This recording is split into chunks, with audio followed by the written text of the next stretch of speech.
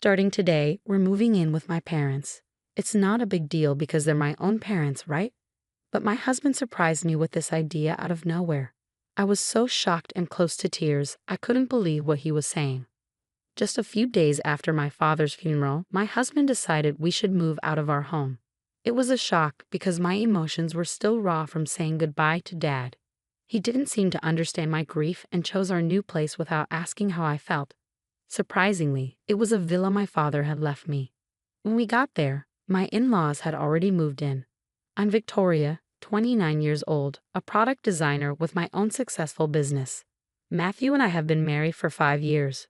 My career is going great, and I'm financially stable enough to own our apartment. Throughout our relationship, my husband felt insecure because I earned more than him. Instead of being happy for me, he saw it as a competition, acting immaturely and choosing rivalry over support. I had hoped for his understanding during this tough time, but instead, our new home felt like a battleground of emotions.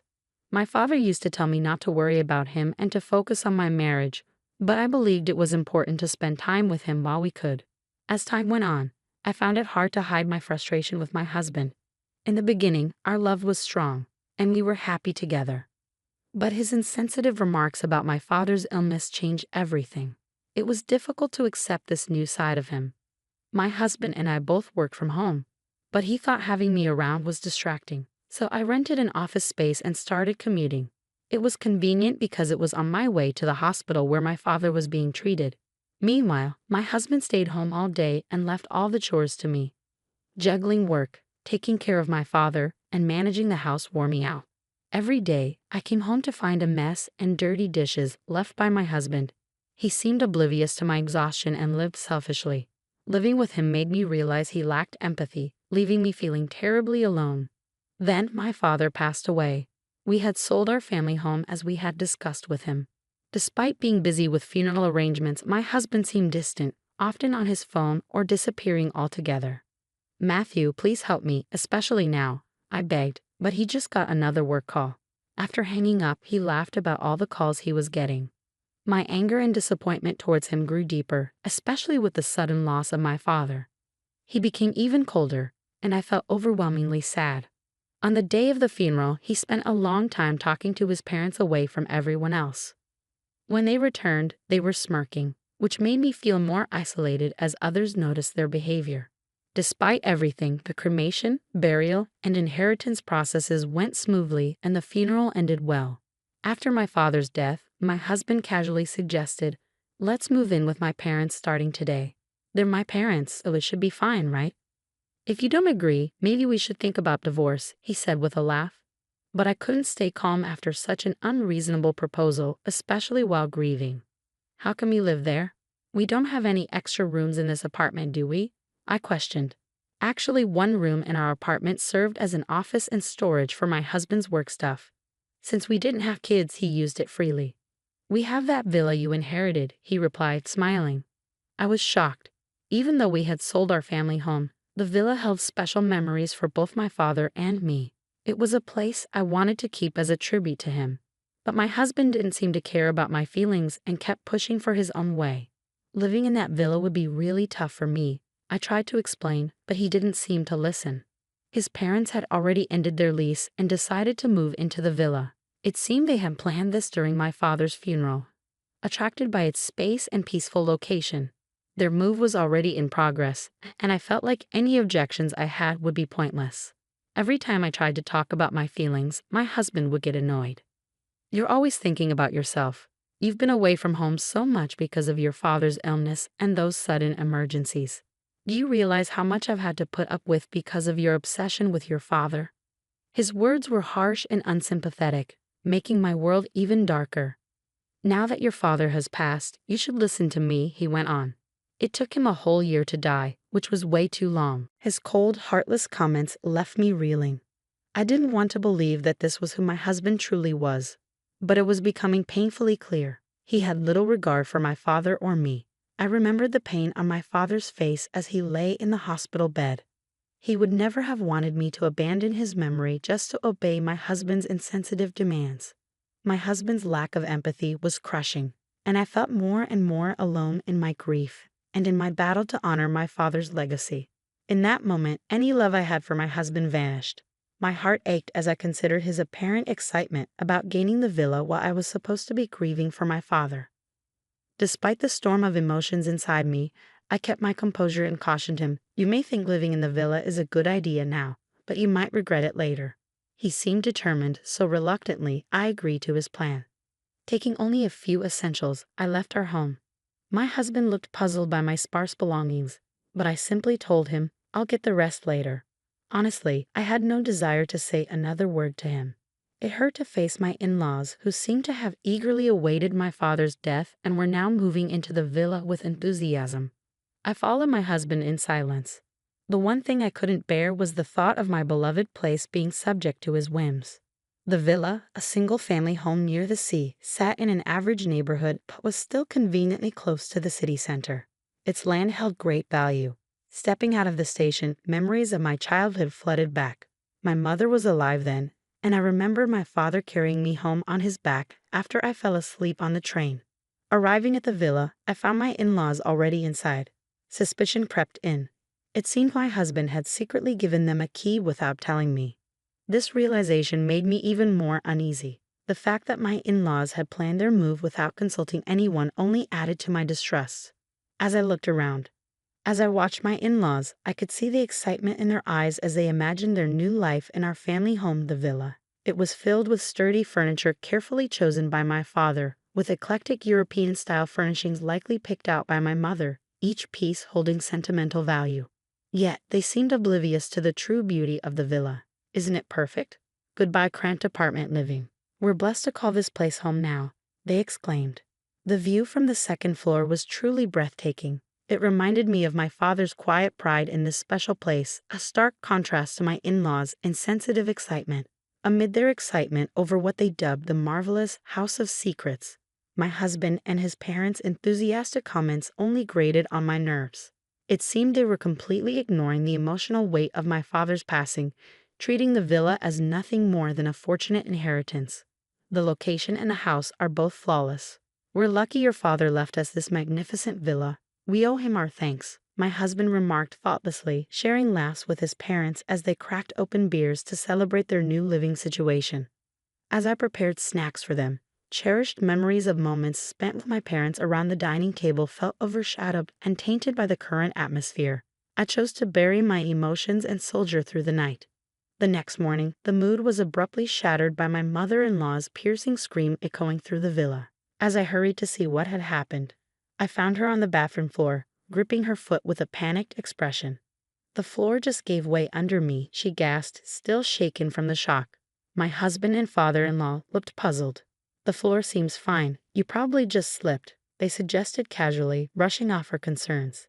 They examined the area she pointed to, but the floorboards appeared smooth and perfectly aligned. However, she insisted, "I'm certain the floor collapsed." As they continued their cursory inspection, I intervened. "Have you tried stepping on that slightly different colored part of the floor?" I asked, surprised. They all focused on the spot I indicated. Stepping forward, I pressed down on the discolored section with my slippered foot, and immediately the floorboard made a distinct sound and slightly sank. But the moment I lifted my foot, it snapped back into place. "What was that?" they exclaimed simultaneously. If someone stepped on it without knowing, they'd think a floor had collapsed. "Look, the floor sinks a bit." "It's like a trap," I clarified. "That's dangerous. Is there something wrong with this house?" They reacted, suddenly concerned. Their previous disregard for the sentimental value of the villa to me seemed momentarily forgotten as they faced the unexpected reality of its physical quirks. I calmly explained the situation, and they all looked at me with surprise and skepticism. "It's not a flaw," I assured them. "My father deliberately installed these features. This house is what you might call a mechanical mansion or a trick house." "Why would he do that?" they asked, perplexed. "Well, my father was a huge fan of ninjas. He invested a lot of time and money in this villa, which was not only his pride and joy, but also a showcase of his creativity," I explained. "As a child, I often came here while he worked on the house's mechanisms or added new ones. That's why the villa is full of traps and clever contraptions, like a shelf you shouldn't touch, a floorboard that drops when stepped on, a door that only opens in a specific sequence, hidden doors, and even secret rooms. This house is a reflection of my father's dreams and his inventive spirit developed over many years. Of course, this place is familiar to me, having visited since childhood and learned from my father how to navigate all these traps. I have no trouble with them. But it's a different story for my husband and in-laws who are unfamiliar with it. I warned you that living in this villa would be challenging. I also mentioned it's a place filled with my father's memories. My father's fascination with ninja gadgets was widely known among our relatives. What surprised me was that my husband and his parents had been oblivious to it. At first, my husband claimed he hadn't heard about it, but now he was speechless. My in-laws were equally taken aback by this revelation. With our apartment lease already canceled and nowhere else to go, they looked to my husband for guidance. Amid their confusion, both my father-in-law and husband accidentally triggered another trap, causing them to tumble. Seeing them sprawled on the ground, I couldn't help but chuckle. "Feel free to stay as long as you like," I said, my tone more sarcastic than sincere. They had been enchanted by the villa's luxury, ignoring my warnings and showing no interest in my father's hobbies. Now their oversight was catching up with them. Even my explanations about the trap dangers seemed to go unheard. "This won't be a problem. We'll adjust," my husband replied, trying to sound confident. I smiled knowingly, understanding his attempt but also aware of the challenges they would face in a house filled with my father's intricate contraptions. I informed them that I would return to the apartment to prepare for our move. However, my real intention was to stay behind. I needed some time alone to go through my father's belongings, finding comfort in the quiet. It gave me the space to gradually regain a sense of optimism and start envisioning my future. In just 2 days, my husband and in-laws had had enough of life in the villa. Meanwhile, my father's villa had become a minor attraction in the neighborhood. It was regularly featured in local newsletters as the trick mansion nestled in the residential area. Whenever the villa was occupied, curious locals and visitors, drawn by its reputation, would come to see the famous house. I remembered times when strangers toured the villa and local children played around it, bringing energy and liveliness to the place. My father had listed both the villa's and our former home's phone numbers in the newsletters. But now that the family home's number was inactive, any inquiries would be redirected to the villa's number. Thanks to my upbringing, I was fluent in foreign languages, which made it easy for me to handle calls from international visitors. However, my husband and in-laws struggled with this. They couldn't understand foreign languages and were already overwhelmed by the challenging lifestyle of navigating the house's many traps. Exhausted, sleep-deprived, and overwhelmed by the constant stream of unexpected visitors and challenging phone calls, they stumbled back to the apartment. "Why don't we all just live in this apartment together? Consider it," they suggested, desperate to escape the villa. They had eagerly anticipated inheriting the villa after my father's passing. But ironically, they couldn't handle living there for even 2 days. Instead of offering them tea, I handed my husband the divorce papers already filled out and stamped. "There's no way we can live together. If you understand, please leave quickly," I explained with a heavy sigh. I couldn't forgive him for his insensitivity and the way he had dismissed my feelings without discussion or explanation. He had unilaterally decided we would live with his parents. He had never shared household responsibilities with me before and had comfortably left them all to me. During our time at the villa, I felt trapped and overwhelmed, yet he seemed completely indifferent to my struggles. Facing my husband and his parents in our apartment, I realized I couldn't continue living with someone so self-centered. His actions had spoken louder than any promises he could make. "What's going on? You used to love me, right?" he asked, puzzled by my cold demeanor. I couldn't help but scoff at his naive question. How can I love someone who secretly wished for my father's death and celebrated when he passed? I replied, my voice steady and unwavering. I handed him the divorce papers and firmly instructed all 3 of them to leave the apartment. "First of all, this is my apartment. If anyone should leave, it's you," I asserted. When my husband raised his voice, disregarding the disturbance it caused our neighbors, I reminded him calmly, "Victoria, I'll call the police for trespassing if you don't leave quietly. Remember, this apartment is in my name." They fell silent, realizing the seriousness of the situation. They had relied on me for financial support, and now, with little of their own, they faced a harsh reality. Determined to cut ties before they could start their lengthy persuasions, I watched them leave. Neither my husband nor my in-laws had much in savings. After being kicked out of the apartment and unable to return to the villa, They ended up in a cheap, low-quality apartment, struggling to get by. The old apartment was so much better, they often complained. Initially, my husband felt guilty and apologized repeatedly. However, as time passed, his guilt turned into resentment towards his parents. Because of their age, they didn't work much, and their attempts were short-lived.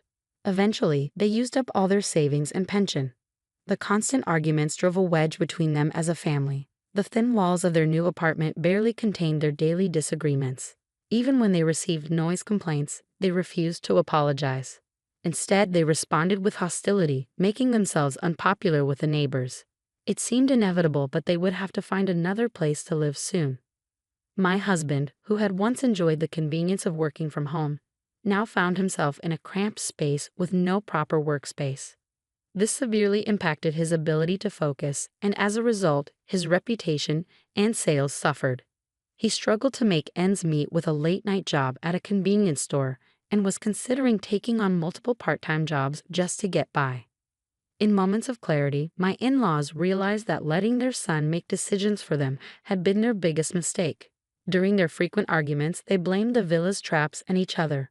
"If you had been more responsible, we wouldn't be in this mess," they would argue, pointing fingers but never acknowledging their own roles in their downfall. After the divorce, my career as a product designer took a significant leap forward. To cope with the grief of my father's passing and the chaos that ensued, I poured my creativity into designing with a unique twist, incorporating ninja-inspired elements inspired by my father's interests. I shared these designs on social media, where they quickly gained popularity. To my surprise, a major cosmetics company reached out, intrigued by my designs. They wanted me to create packaging with an Asian flair, incorporating ninja themes. Embracing the project, I saw it as a way to honor my father's memory. It turned out to be a huge success, propelling my career to new heights.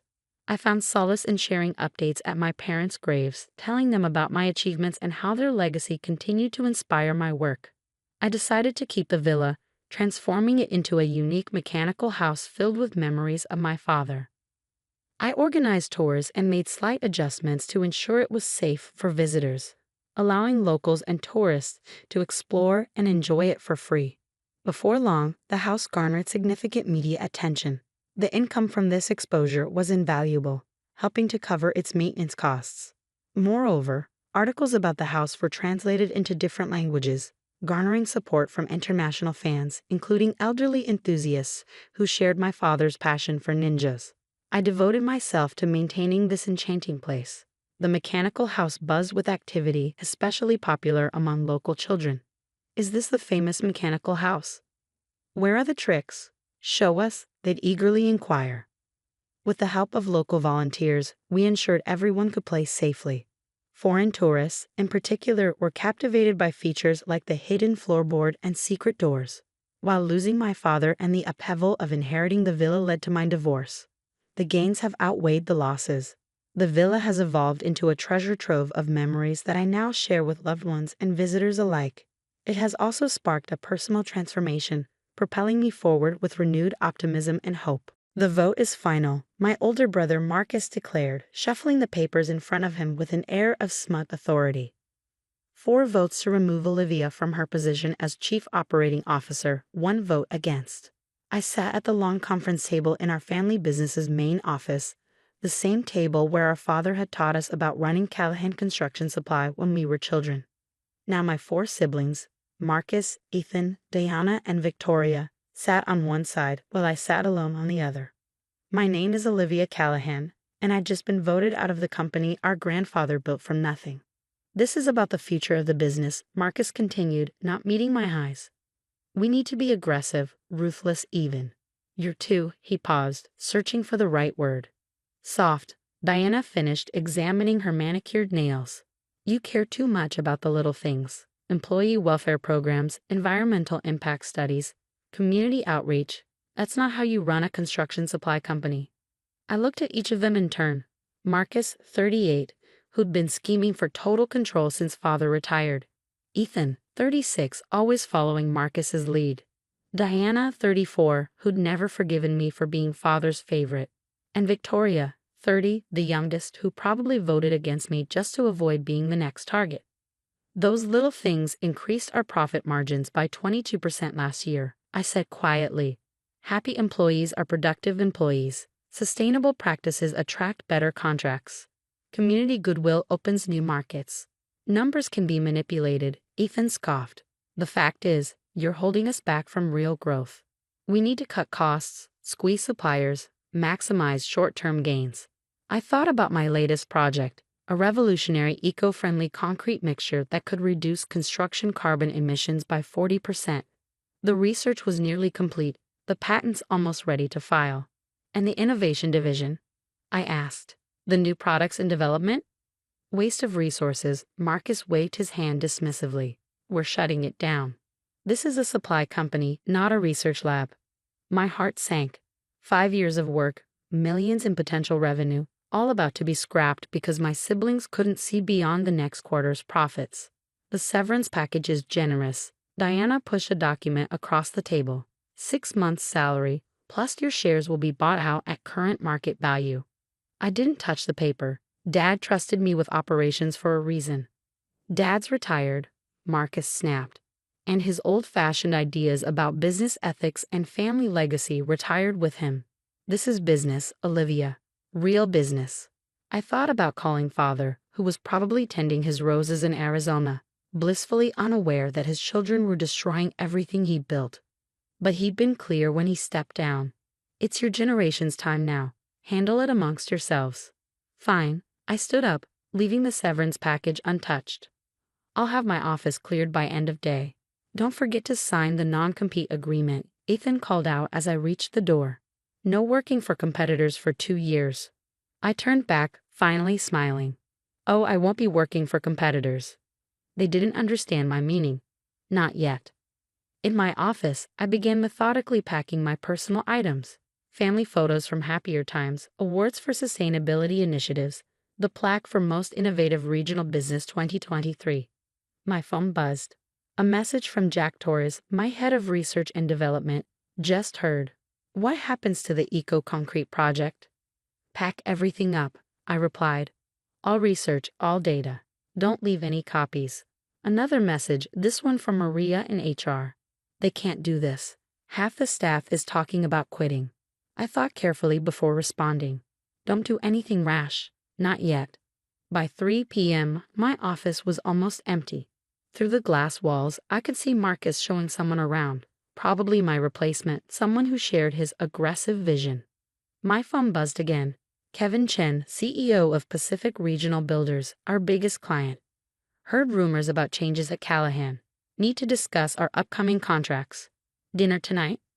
I smiled, remembering how many times my siblings had complained about my unnecessary client relationships. All those dinners, site visits, and personal touches they saw as wastes of time. Love to, I replied, 7 p.m. at the Capitol Grill.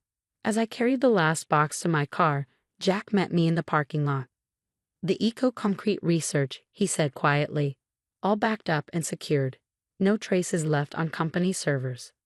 Good, because they're shutting down the innovation division. His face darkened. After everything we've achieved, the patents we've filed, the contracts we've won, Marcus thinks innovation is a waste of resources. Jack laughed bitterly. Marcus thinks anything that takes longer than 3 months to show profit is a waste. What's your plan?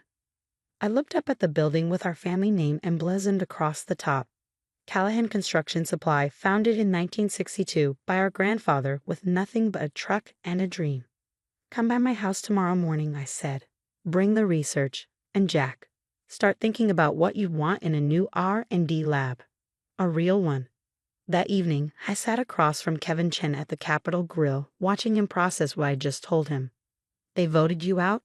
He shook his head in disbelief. You're the reason we give Callahan 60% of our business. Marcus has different ideas about how to run things. Marcus, Kevin snorted. The one who couldn't tell Portland cement from fly ash during the site inspection. Who tried to sell us substandard rebar last year. I sipped my wine. The same. And the eco-concrete project? Our sustainability initiative depends on that. Canceled as of this morning. Kevin sat back, fingers drumming on the table. Olivia, let me be direct. Pacific Regional works with Callahan because of you. your innovation, your reliability, your understanding of where the industry is heading. If you're out, he let the sentence hang. I pulled out my phone, opening an email I'd received that afternoon. Interesting timing. I just got an offer to lease an industrial facility in South Boston. Fully equipped lab space, distribution center, office complex. Previous tenant was a materials research company. Kevin's eyes narrowed. The non-compete agreement only applies to existing products and services, not, I smiled, to new, innovative construction materials that don't exist yet. He leaned forward. Tell me more. By the time dessert arrived, we had the outline of a plan. Kevin would shift 40% of Pacific Regional's business to my new company as soon as we were operational. More importantly, he'd connect me with other major builders who were interested in sustainable construction materials. One condition, he said as we finished our coffee, I want first rights to the eco-concrete when it's ready. Deal. That night, I sat in my home office, looking at old family photos. There was grandfather teaching us about different types of concrete when we were kids. Father showing me how to test material strength in the lab. My siblings and I at company picnics, holiday parties, site celebrations. All those memories, all that history, thrown away because Marcus and the others thought being soft meant being weak. My phone buzzed. A message from Victoria. I'm sorry, Liv. I tried to vote against it, but you know how Marcus is. I didn't respond. Victoria had made her choice. Another message from Maria in HR. Engineering team is furious about the innovation division closing. 3 senior managers already updated their LinkedIn profiles. Perfect. I opened my laptop and began typing, announcing the formation of Nova Materials Technology, specializing in next-generation sustainable construction materials. The non-compete agreement sat unsigned on my kitchen counter. Marcus and the others thought they were protecting the family business from competition. They didn't realize they were about to create their biggest competitor. Because sometimes being soft, caring about employees, focusing on innovation, building real relationships isn't weakness. It's the foundation of something stronger than they could imagine. And I was about to prove it. The South Boston industrial facility looked nothing like Callahan's polished corporate headquarters. No marble lobby, no expensive artwork, no family name in giant letters across the facade. But as I stood in the vast research lab space, watching Jack Torres inspect the equipment, I saw something better, possibility. This is perfect, Jack said, examining a materials testing station. Better than what we had at Callahan. And look, dedicated environmental controls for the concrete curing room. It had been 2 weeks since my forced exit from the family business. 2 weeks of nonstop planning, organizing, and quiet recruiting. How many from the old team are coming? I asked, though I already knew the answer. All of them, Jack grinned. The entire R&D department resigned this morning. Should be hitting Marcus's desk right about. My phone buzzed. A message from Maria in HR. Mass exodus happening. Marcus is having a meltdown. Just screamed, what do you mean the whole innovation team quit? Another message followed quickly, this one from Ethan. What are you playing at, Olivia? This is sabotage. I ignored both messages, focusing instead on the email from my patent attorney. Eco-concrete patent applications filed. All research properly documented as completed prior to leaving Callahan. They can't touch it. When can we start testing? I asked Jack. He was already unpacking equipment. Give me 3 days to set up. The team starts Monday. We could have preliminary results by end of month. Perfect timing for the industry conference in Chicago. Jack looked up sharply. The one where Callahan always announces their yearly product line? I smiled. The very same. The next few weeks passed in a blur of activity. While Jack and the R&D team set up the lab, I focused on building the business infrastructure. The industrial space included modern offices, which quickly filled with familiar faces. Maria joined as head of human resources, bringing with her decades of institutional knowledge and a contact list of every skilled worker in the industry. 3 senior project managers from Callahan followed, along with their key staff. You should see Marcus trying to handle client meetings, one of them told me over coffee. Tried explaining load-bearing calculations to Boston Municipal. Nearly lost the city contract. My phone buzzed constantly with updates from Callahan. Diana. This is ridiculous. Those were our employees. Victoria. Please talk to Marcus. He's making terrible decisions. Ethan, Dad's asking questions. What should we tell him? I archived each message without responding. They'd made their choice. Kevin Chen from Pacific Regional visited our facility in the third week, touring the lab where our eco-concrete was already showing promising results. Impressive, he said, examining the test samples. How soon until full production? 2 months, I replied. Just in time for your Harrison Street project. He nodded approvingly. Callahan's quality has been slipping. Marcus tried to raise prices 20% last week, claimed market conditions. Didn't even know about the regional cement shortage that's actually driving costs. Because he fired everyone who understood the supply chain, I said. How much business have they lost? We've cut them to 30% of our contracts. Other builders are doing the same. He paused. You know they're scrambling to develop their own eco-friendly products. I laughed. With what team? They shut down R&D, remember. Hired some fresh graduates. Marcus keeps talking about young energy and disruptive thinking. Kevin shook his head. They tested their first batch yesterday. Concrete didn't even set properly. That evening, as I reviewed business projections in my new office, Maria brought in an interesting email, an invitation to bid on the city's new sustainable infrastructure project. Value, $50 million. Callahan always gets these contracts, she said. Not anymore, I smiled. Their sustainability certification lapsed last month. Nobody there even noticed. My phone buzzed. Victoria. Dad's coming back next week. Board meeting called. Please tell me you'll consider returning if we vote Marcus out. I stared at the message for a long moment. Victoria had always been the peacemaker, trying to smooth over family conflicts. But she'd still voted to remove me. Too late, I typed back. Nova Materials launches next month. 3 dots appeared as she typed, then disappeared. No response. The following week brought another surprise. Diana showed up at our facility unannounced, designer heels clicking on the polished concrete floor. Wow, she said, looking around the modern space. This is not what I expected. Can I help you with something? She shifted uncomfortably. The Thompson contract. They're threatening to switch suppliers. Something about innovative materials and better service. Sounds like a them problem. Olivia, be reasonable. That account is worth millions. Just tell them to stay with Callahan. For family. I looked at my sister, really looked at her. Family? Like when you voted me out for being too soft. That was business, she protested. Exactly, and this? I gestured around at Nova Materials. This is business too. After she left, Jack found me staring out the window at the Boston skyline. You okay? He asked. They still don't get it, I said. They think this is about revenge. They don't understand I'm building something better. He nodded toward the lab. Latest test results are in. The eco-concrete doesn't just reduce carbon emissions, it's stronger than traditional mixtures, could revolutionize the industry. I smiled. Just in time for the Chicago conference. The annual Construction Innovation Conference was the industry's biggest event. Every major player would be there, including Callahan Construction Supply. Marcus had already been bragging about their presentation slot, the same slot our father had used for years to showcase genuine innovations. How many clients are meeting us there? Jack asked. 15 confirmed, including the head of the city's infrastructure committee. My phone buzzed. A message from Kevin. Callahan just lost the Stewart Development Project.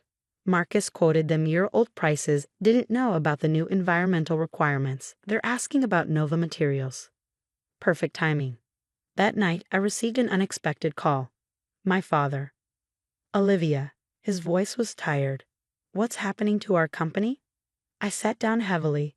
You'll have to ask Marcus. He's in charge now. Marcus says you're trying to destroy the family business. Diana claims you stole employees. Ethan's talking about lawsuits. And Victoria? A pause. Victoria says we made a terrible mistake. I thought about the eco-concrete project, about the years spent building relationships and developing innovations, about being called too soft for caring about more than quick profits. The company's destroying itself, Dad. I'm just building something new. He was quiet for a long moment. The Chicago conference is next week. I know. Your grandfather always said the construction business is built on 3 things: quality, innovation, and trust. Seems to me only one of his grandchildren remembered that. After we hung up, I walked through our facility. The lab was still lit, Jack and his team working late on final tests. The office spaces hummed with energy as project managers prepared client presentations. Everything felt alive, purposeful.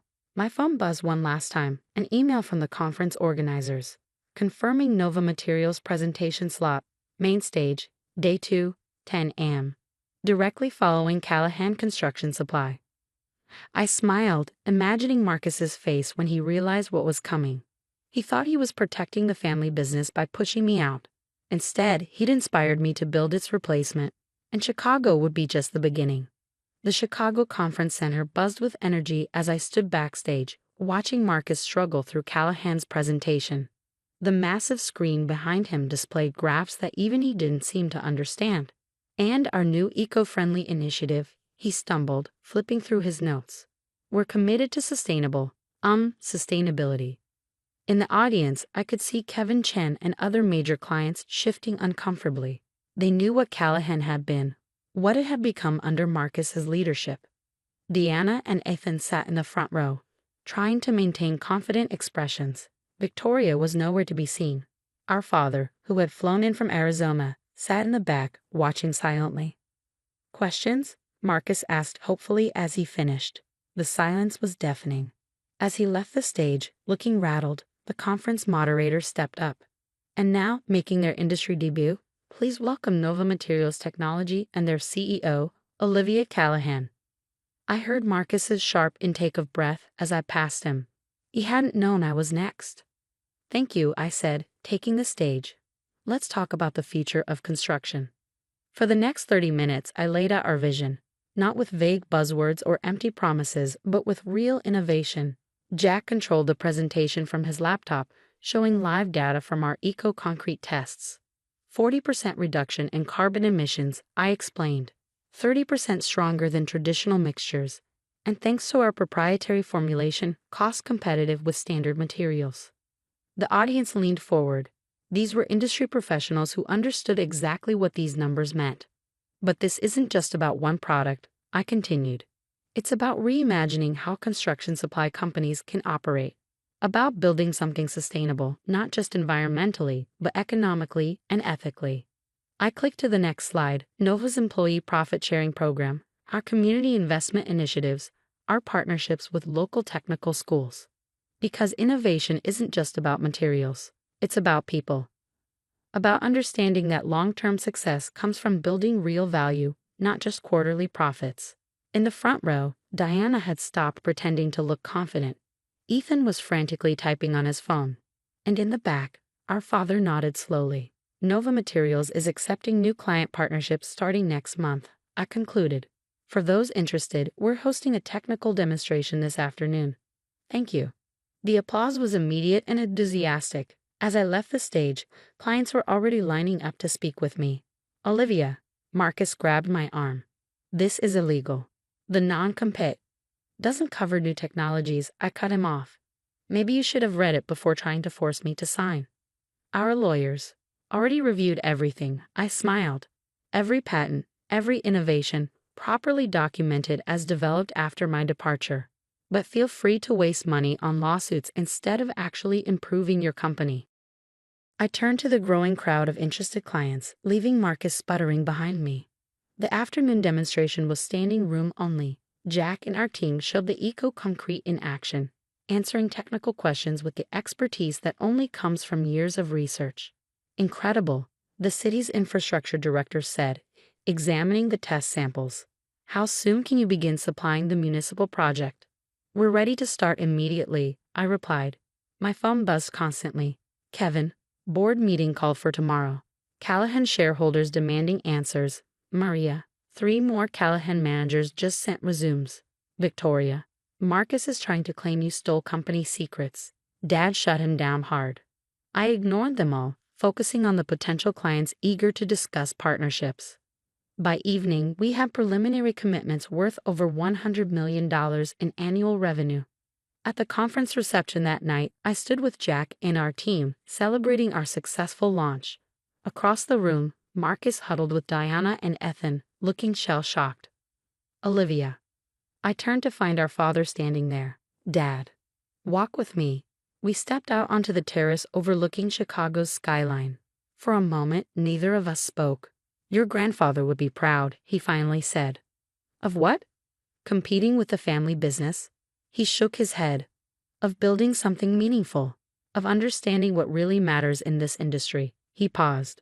Marcus wanted me to try to stop you. Threatened to sue you for everything you've got. And I reminded him that I still own 30% of Callahan's shares. That I could call a board meeting tomorrow and remove him as CEO. I looked at my father sharply. Will you? No, he sighed. He needs to learn this lesson the hard way. They all do. Back inside, Kevin Chen was gathering his coat. Dinner? He asked as I approached. Several clients want to discuss switching their full supply contracts to Nova. How many? Enough to take about 60% of Callahan's market share within 6 months. I thought about Marcus's smug dismissal of my soft approach to business. About Diana's contempt for employee welfare programs. About Ethan's obsession with short-term profits.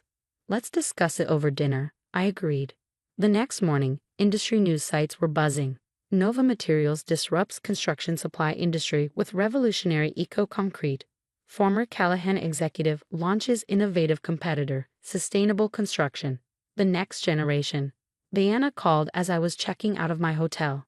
The board is meeting in an hour, she said, her voice tense. Shareholders are demanding Marcus' resignation. Dad won't intervene. Please, we can still fix this. Come back. Name your price. It was never about price, Diana. You still don't understand. Then explain it to me. You can't buy innovation. You can't force loyalty. You can't build something lasting by only thinking about the next quarter's profits. I paused. But you're about to learn that the hard way. Victoria was waiting by my car in a hotel parking garage. I'm sorry, she said simply. I should have stood up to them. Yes, you should have. I want to join Nova. I looked at my youngest sister, seeing real regret in her eyes. Why? Because you were right. About everything. About innovation, about treating people right, about building for the future instead of just taking from the present. She straightened. I want to learn to do it right. Start in project management, I said after a moment. Learn the business from the ground up, no shortcuts. Her smile was genuine. Thank you. 1 year later, I stood in Nova's expanded headquarters, watching our third production facility under construction across the street. The company had grown faster than even I had projected. Callahan Construction Supply had survived, barely. Marcus had been forced out as CEO, replaced by an industry veteran. They'd scaled down, focusing on traditional materials for smaller projects. Their stock was worth a quarter of its previous value. My phone buzzed, Jack sending the latest test results from our newest innovation, self-repairing concrete that could extend infrastructure lifespan by decades. Another message followed from Kevin. City just approved the waterfront development contract. $200 million, all materials supplied by Nova. I walked through our R&D lab, now 3 times its original size. Teams of engineers worked on various projects, the energy and enthusiasm palpable. In the office area, Victoria led a client meeting, having earned her role through real work and understanding. My father had been right about what mattered in this industry: quality, innovation, and trust. My siblings had forgotten that thinking aggressive cost-cutting and short-term profits were the path to success. They called me too soft because I cared about employees, about sustainability, about building something meaningful. Now they understood that soft didn't mean weak. Sometimes it meant being strong enough to start over, smart enough to build something better, and wise enough to know that real success comes from creating value, not just taking it. Ms. Callahan. My assistant appeared at the door. The Industry Association is on the line. They want you to keynote next year's conference. Something about the future of sustainable construction. I smiled, remembering last year's conference, Marcus's stumbling presentation. The launch of Nova, the beginning of everything. Tell them I'd be happy to speak, I said. I have a lot to say about building things that last. Because that's what this was really about, not revenge or competition, but proving that the old way of doing business, the ruthless, short-sighted way, was itself outdated. Nova wasn't just a company. It was a blueprint for something better, and we were just getting started. I straightened my simple black dress. checking my reflection in the hallway mirror of my parents' suburban home. No designer labels, no flashy jewelry, just clean, professional lines and comfortable shoes. The kind of outfit you'd expect from someone who spent their days managing warehouse logistics. "Sophia," Mom's voice carried from the dining room. "Everyone's waiting."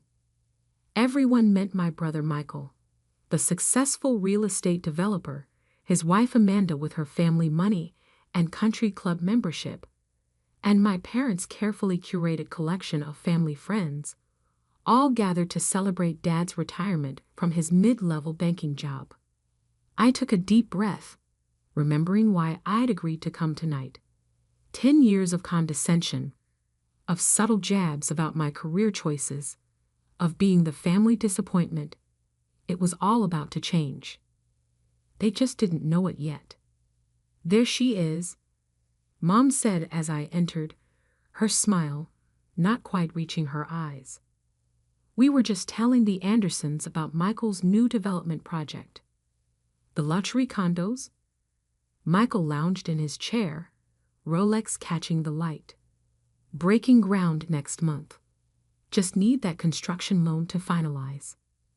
I nodded, taking my seat at the far end of the table, my usual spot, away from the important conversations.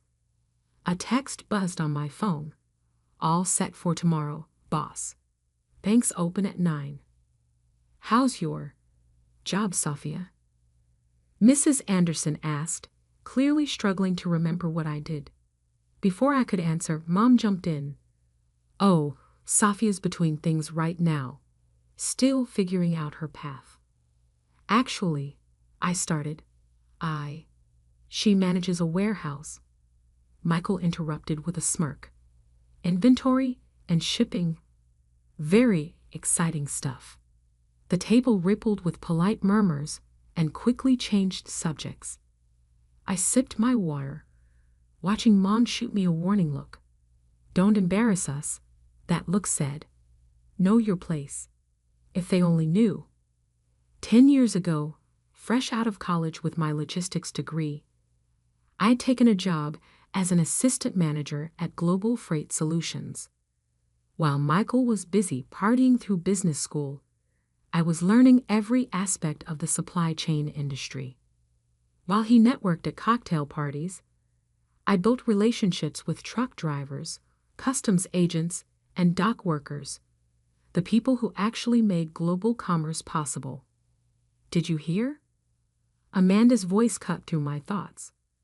"The Richardsons' daughter just made junior partner at her law firm. Wasn't she in your class, Sophia?" "She was," I replied calmly. "Jessica's doing well." "See," Mom seized the opening. "It's not too late to go back to school, honey. Law school, maybe an MBA, something respectable." I set down my fork. "I like my job, Mom." "Sweetheart," Dad joined in, his tone patronizing. "You're too smart to spend your life in a warehouse." Even that nice Martinez boy from church became a dentist. The nice Martinez boy had also asked me out last month, then ghosted me after learning what I did for a living. His loss. "Speaking of careers," Michael said, "Amanda and I are looking at vacation homes in Aspen. Once this development deal goes through, we'll finally be able to afford." "If it goes through," I murmured. The table went quiet. "What's that supposed to mean?" Michael demanded. I shrugged. "Construction loans are tough right now. Banks are tightening requirements, especially for luxury developments. And you'd know this because—" Amanda's voice dripped with disdain. "Just something I heard at work." Mom stood abruptly. "Sophia, help me with dessert." In the kitchen, she rounded on me. "What are you doing?" "Your brother has important people at this dinner. People who could help your career if you just—" "Just what, Mom? Pretend to be something I'm not." "Don't mention your pathetic job again," she hissed. "It's embarrassing enough having to explain to our friends why you waste your potential in some warehouse. I thought about the documents waiting in my briefcase, about the meetings scheduled for tomorrow, about the empire I'd built while they weren't paying attention. Who wants a warehouse manager in the family? Michael called from the dining room, loud enough to carry. Probably can't even afford the maintenance fees at my new development. I walked back in, calm settling over me like a shield. You're right, probably can't. But tomorrow might bring surprises. What's that supposed to mean? Mom demanded. I smiled. Just that things aren't always what they seem. They had no idea how true that was. That assistant manager position, I'd used it to learn every flaw, every inefficiency in the global supply chain. While my bosses focused on quarterly reports, I developed a revolutionary logistics software system. When they passed me over for promotion, I quit and started my own company. Atlas Logistics began in my garage apartment, just me and a laptop. But I understood something my family never had. Real power isn't in flashy developments or country club memberships. It's in controlling how things move. Every product, every material, every component has to get from point A to point B. I made that process seamless. Major manufacturers noticed. Tech companies noticed. Anyone who needed reliable, efficient shipping became my client. Atlas grew silently, deliberately, until we controlled logistics for half the country's major retailers. I kept my old warehouse job title, working from the front lines, seeing opportunities others missed. The office politics and backstabbing that consumed my brother's world meant nothing in mine. I built something real. And tomorrow, when Michael's loan application crossed my desk, because yes, I owned the logistics company that the bank used to verify supply chain stability for construction projects, everything would change. More wine, Sophia. Amanda offered condescendingly. Drown your sorrows about that warehouse? I declined politely. Early meeting tomorrow. Oh, counting boxes. Michael laughed at his own joke. Something like that. The rest of dinner passed in a blur of subtle digs and pointed comments. Mom kept trying to set me up with successful men from church. Dad hinted at job openings at his bank. Michael bragged about his development plans. I let them talk. In my car later that night, I called my assistant. Everything ready for tomorrow? Yes, Ms. Martinez. The bank's due diligence team will discover that the proposed construction site has severe supply chain vulnerabilities. Atlas Logistics' report will effectively kill the loan. Unless they contract exclusively with us for all materials transport. At premium rates. I smiled. And who owns Atlas Logistics? On paper, a dozen shell companies. In reality, you're the sole owner and CEO. Worth approximately $300 million as of last quarter.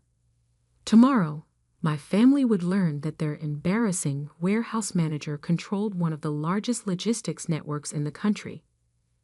That Michael's success or failure depended entirely on my company's approval. That every snide comment, every dismissive gesture had been directed at someone who could buy and sell their whole world 10 times over. But tonight, I drove home to my modest apartment above the warehouse. Tomorrow would come soon enough. A text from Mom. Hope you'll think about what we discussed. Law school applications are still open for spring. I didn't reply. The numbers in my company's books would reply for me soon enough. The bank's conference room had the sterile, polished feel of every financial institution I'd ever visited. But today, sitting quietly in the corner while Michael presented his development proposal, I savored every detail. As you can see, Michael gestured to his sleek slides. The Pinnacle at Highland Park will redefine luxury living in our city. 40 stories, premium amenities, spectacular views. I watched the loan committee's faces. 5 senior bankers who'd evaluate the $50 million construction loan application. Mom and Dad sat near Michael, beaming with pride. They'd called in favors to get this meeting at the prestigious First National. Very impressive, Mr. Martinez, the committee chair said. However, we have some concerns about supply chain stability. In today's market. Oh, that's all arranged, Michael waved dismissively. We've got contracts with multiple suppliers. Actually, a new voice spoke up. That's why I'm here. Everyone turned as Thomas Bradford, CEO of First National Bank, walked in. My parents' eyes widened. The CEO himself rarely attended loan committees. Tom, Dad stood, eager to leverage his old banking connection. What a pleasant surprise. Bradford nodded politely, but kept his eyes on his tablet. We've received some concerning reports about the project's logistics viability. According to Atlas Logistics, the color drained from Michael's face. Atlas was the gold standard in supply chain analysis. Their reports could make or break major projects. Atlas, he stammered. But they're just a logistics company. Surely the bank doesn't. Atlas Logistics, Bradford continued, controls 80% of construction material transport in this region. Their analysis suggests severe supply chain vulnerabilities at the proposed site. Without their support, material costs could increase by 40%. Michael's perfect presentation was crumbling. But we can find other transport companies. In theory, yes. In practice, Atlas has exclusive contracts with most major suppliers. They've revolutionized the industry. Very impressive company. Very private. I shifted in my seat, enjoying the show. What do you suggest? Mom asked anxiously. Well, Bradford checked his notes. Atlas has indicated they might consider a premium service contract. If you're interested, their CEO is actually here today. Michael looked around frantically. Here? Where? I stood up slowly, smoothing my simple black dress. Right here. The silence was absolute. No, Michael whispered. Yes, Bradford smiled. Ms. Martinez has been one of our most valuable clients for years. Atlas Logistics holds significant accounts with us. Mom's hand flew to her mouth. Dad seemed to age 10 years in 10 seconds. Michael just stared, his expensive suit suddenly seeming like a child's costume. You, he managed finally. You're Atlas. Founded it 10 years ago, I said calmly, while managing that embarrassing warehouse job. But you never said anything. All those times you mocked my career, dismissed my potential, treated me like the family failure. I pulled out my own tablet. Let's talk about those supply chain vulnerabilities.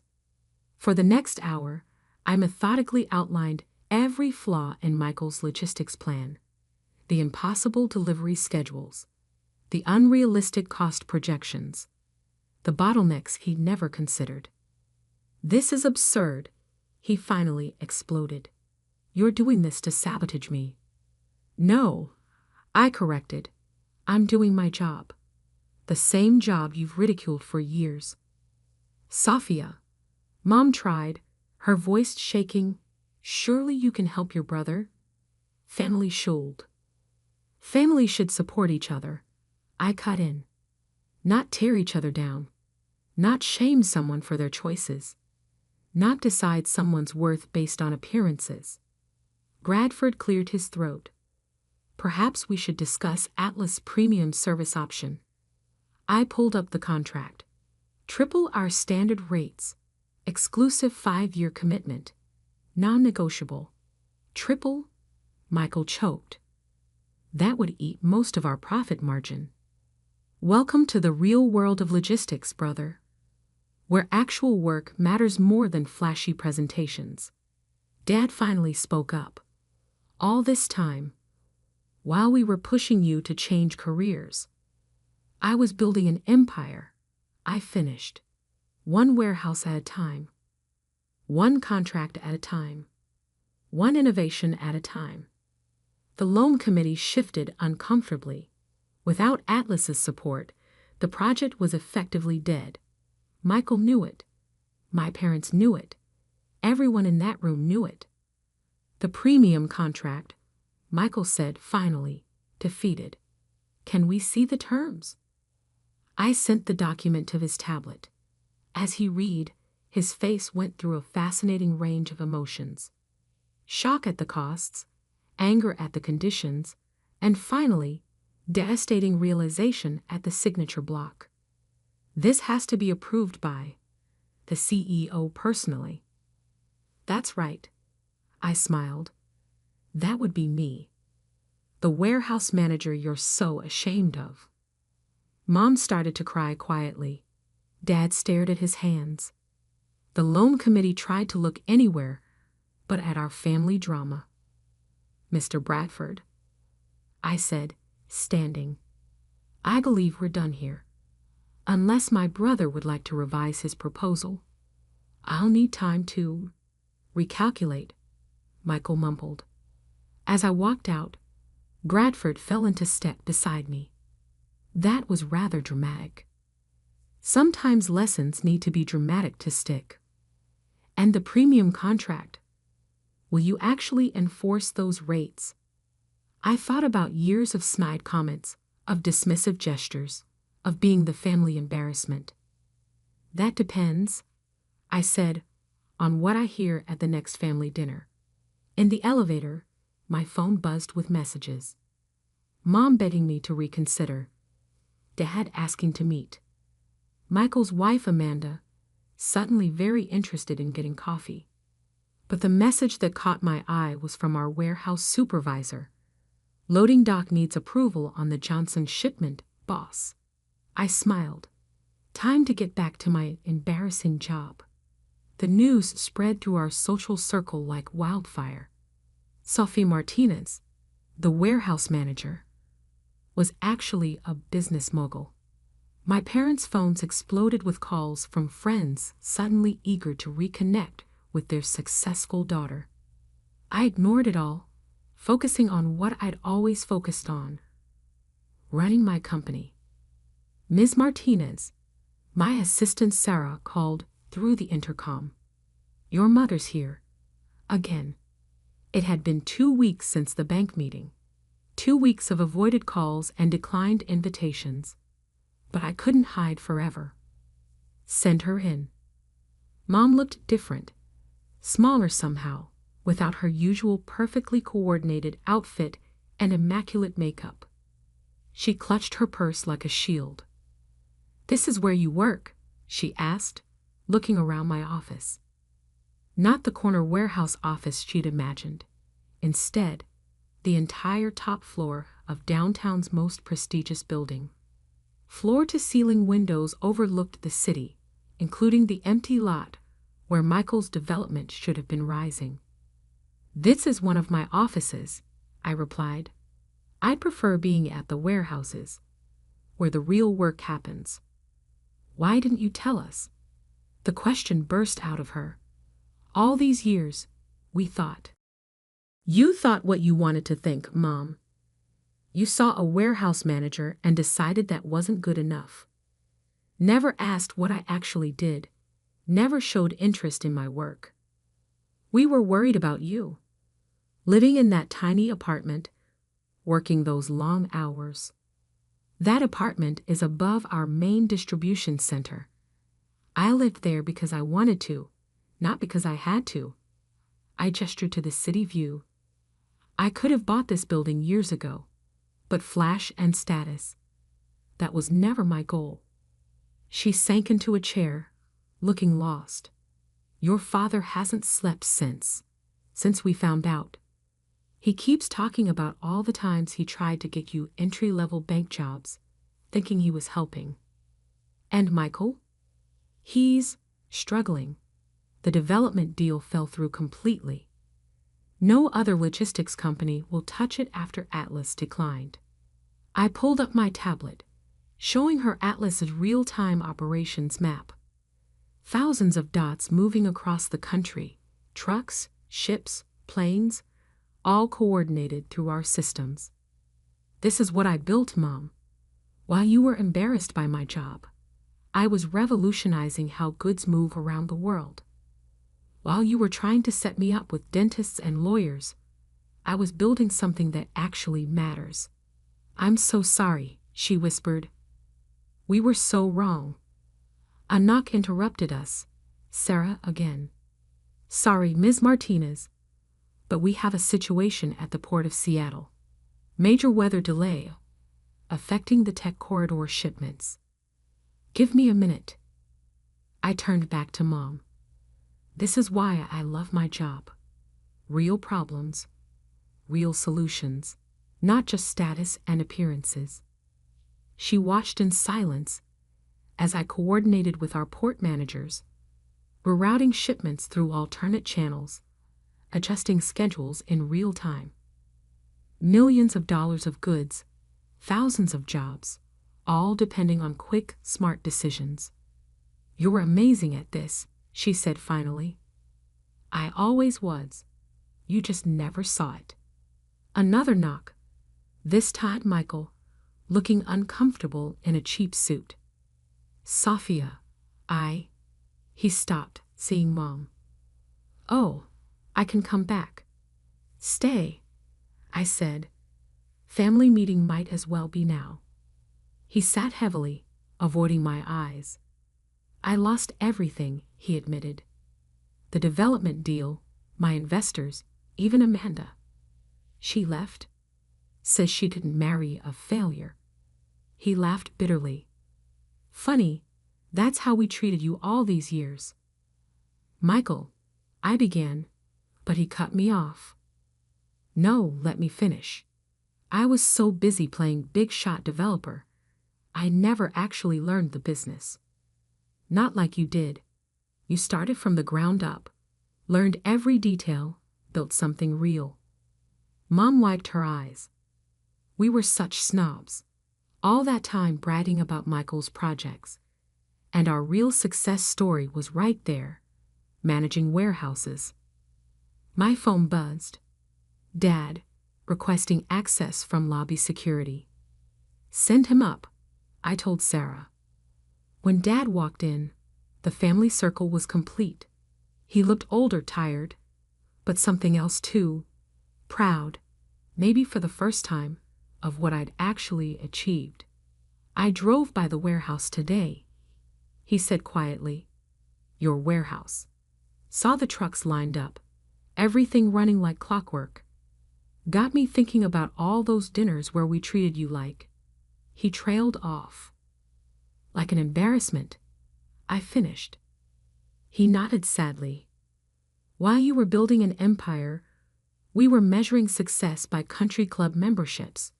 I've never been more wrong about anything in my life. I pulled up another screen. The contract Michael had refused at the bank. The premium rates, I said, were never real. That was just a lesson in humility. Michael's head snapped up. What? Atlas will support your development. Standard rates.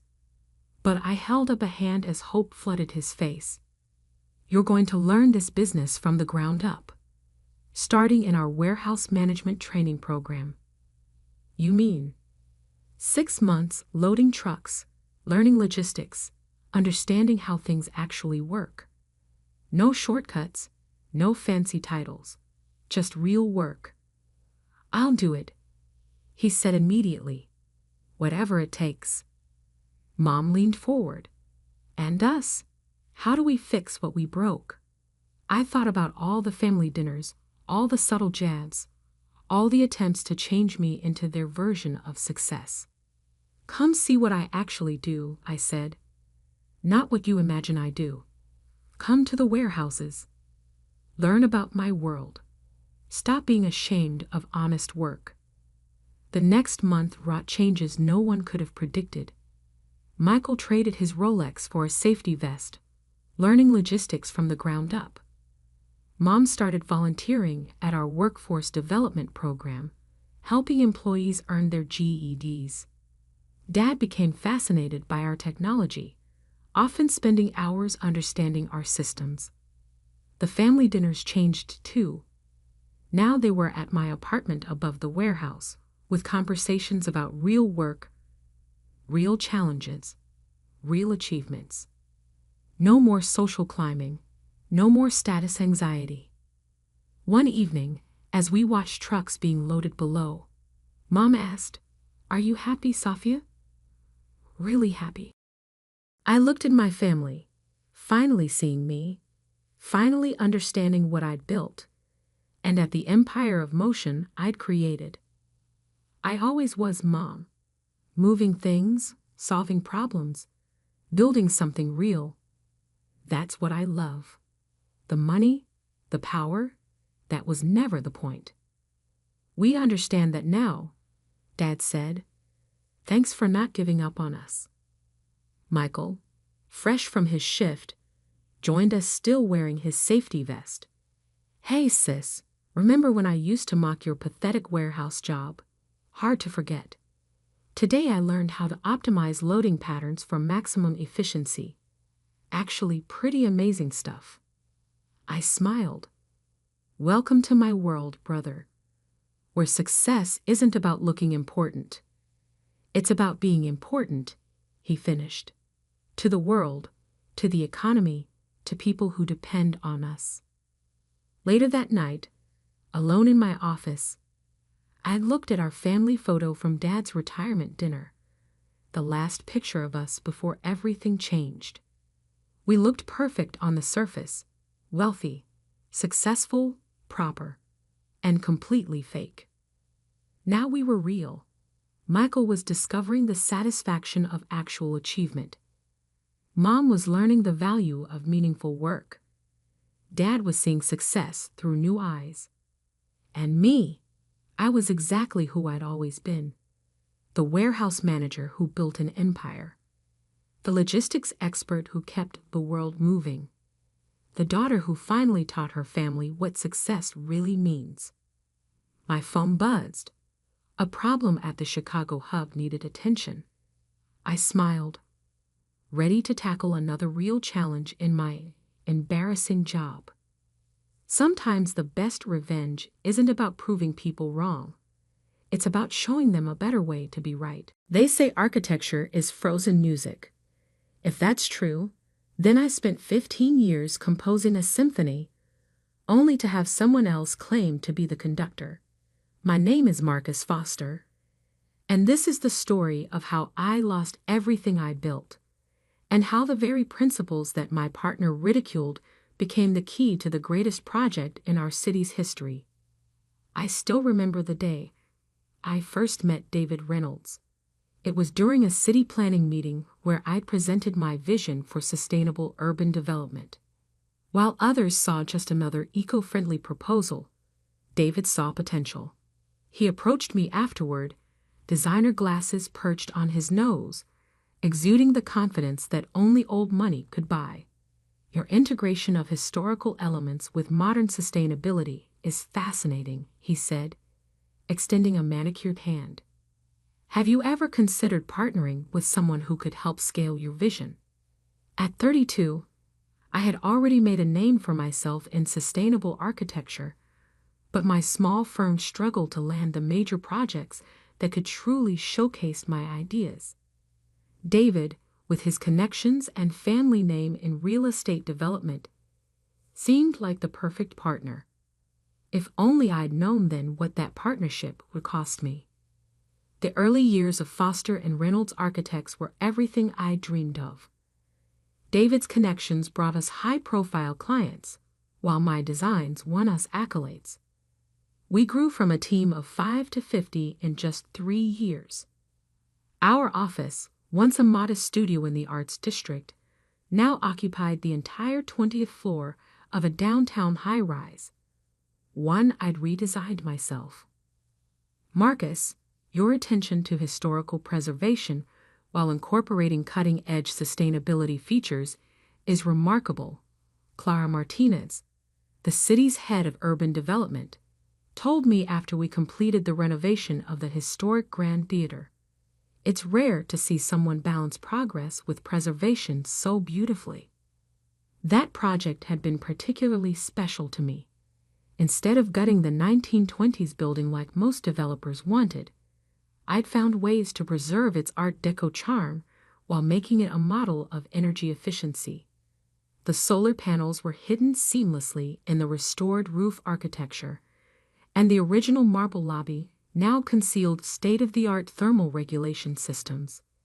But while I focused on pushing architectural boundaries while respecting historical context, David became increasingly frustrated with what he called my conservative approach.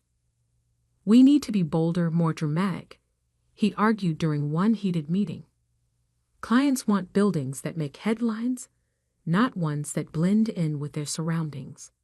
What David didn't understand, or chose not to understand, was that true innovation didn't always mean glass towers scratching the sky. Sometimes it meant finding ways to honor the past while building for the future. My designs weren't conservative. They were considerate. I should have seen the signs earlier. The way David began excluding me from client meetings. How our newer projects started featuring more of his flashy aesthetic preferences. The subtle shifts in power dynamics during board meetings. Then came the announcement that would change everything. The city was planning a $500 million urban renewal project, the largest development initiative in our history, aimed at transforming the historic warehouse district into a modern, sustainable community hub. This was exactly the kind of project I'd been preparing for my entire career. While others saw decaying buildings, I saw potential for something revolutionary, a seamless blend of historic architecture and cutting-edge sustainability. For 3 months, I worked late into the night, developing plans that would preserve the district's industrial character while transforming it into a model of urban sustainability. The preliminary designs were unlike anything we'd done before.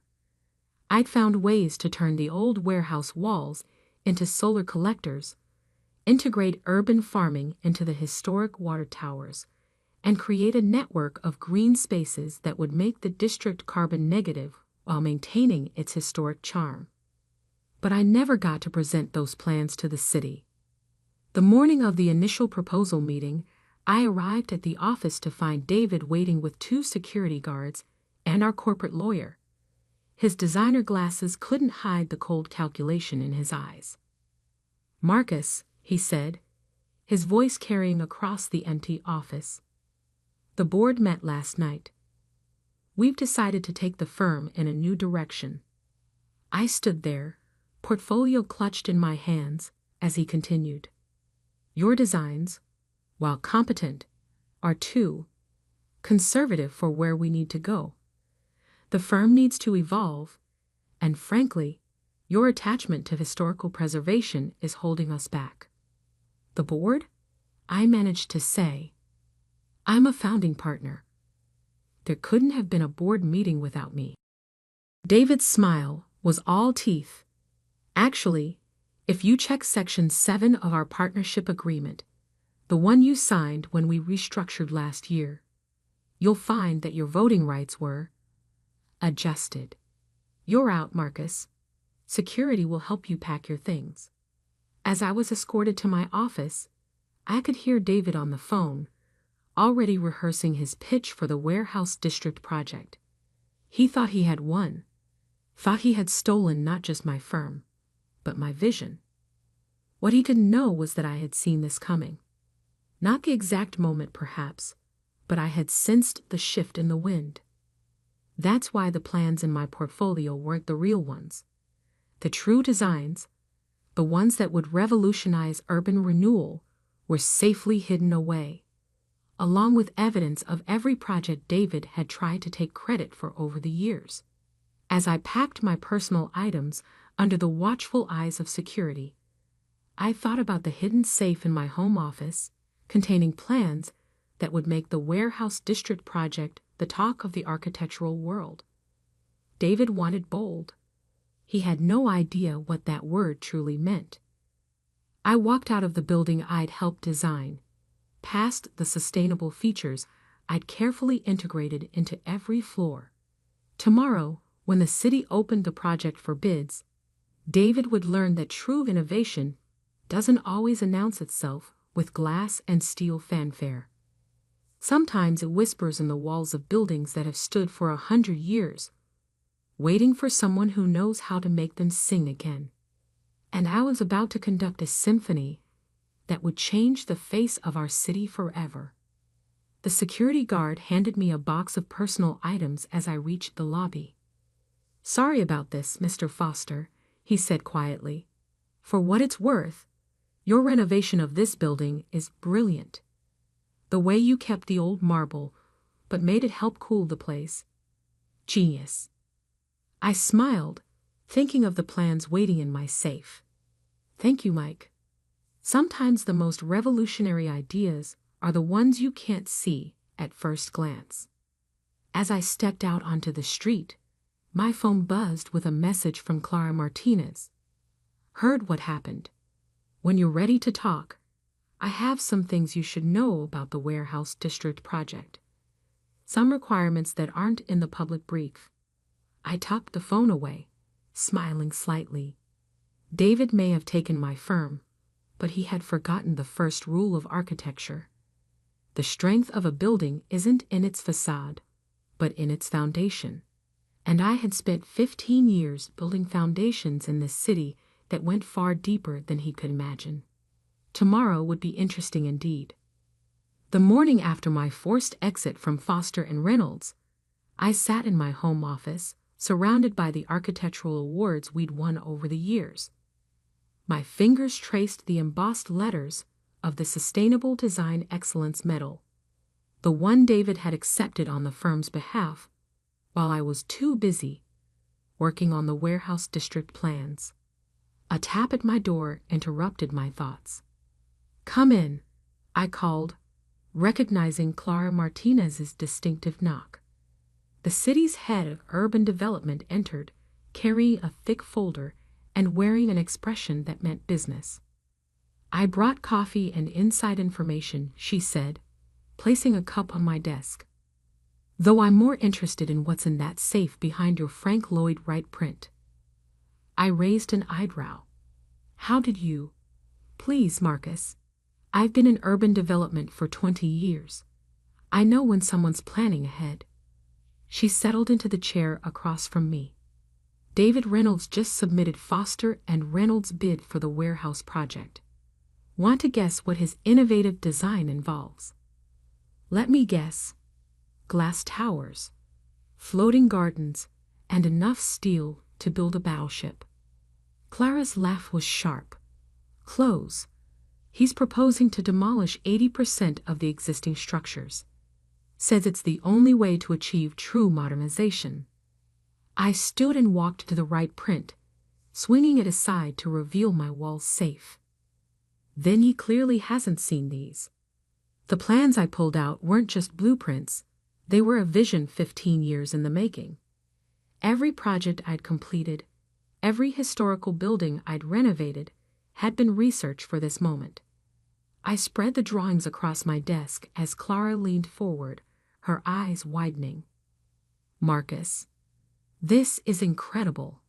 You found a way to preserve every historically significant building while exceeding the city's sustainability goals by 200%. I finished. "Those old warehouses aren't obstacles to modernization. They're the key to it." I pulled out more documents, structural analyses, material studies, energy calculations. The brick walls of those warehouses, Perfect thermal mass for passive heating and cooling. The old water towers, ideal for rainwater harvesting and vertical farming. The iron frameworks, ready-made support structures for solar arrays and wind energy systems. Clara studied the plans intently. This would cut construction costs by 40% compared to new construction. The Historical Preservation Committee would approve it instantly. But she hesitated. Foster and Reynolds owns your work. David will claim these are company property. I smiled, pulling out one final document. Check the dates on those drawings. I completed the core designs 3 years ago, before the last partnership agreement. I registered them with the Architectural Copyright Office under my personal name. David doesn't own these. I do. And the new designs he's claiming to have developed. Every innovation he's presented in the last year. I have dated proof they came from my original concepts. Which reminds me, I turned to my computer and pulled up a folder labeled Project Archives.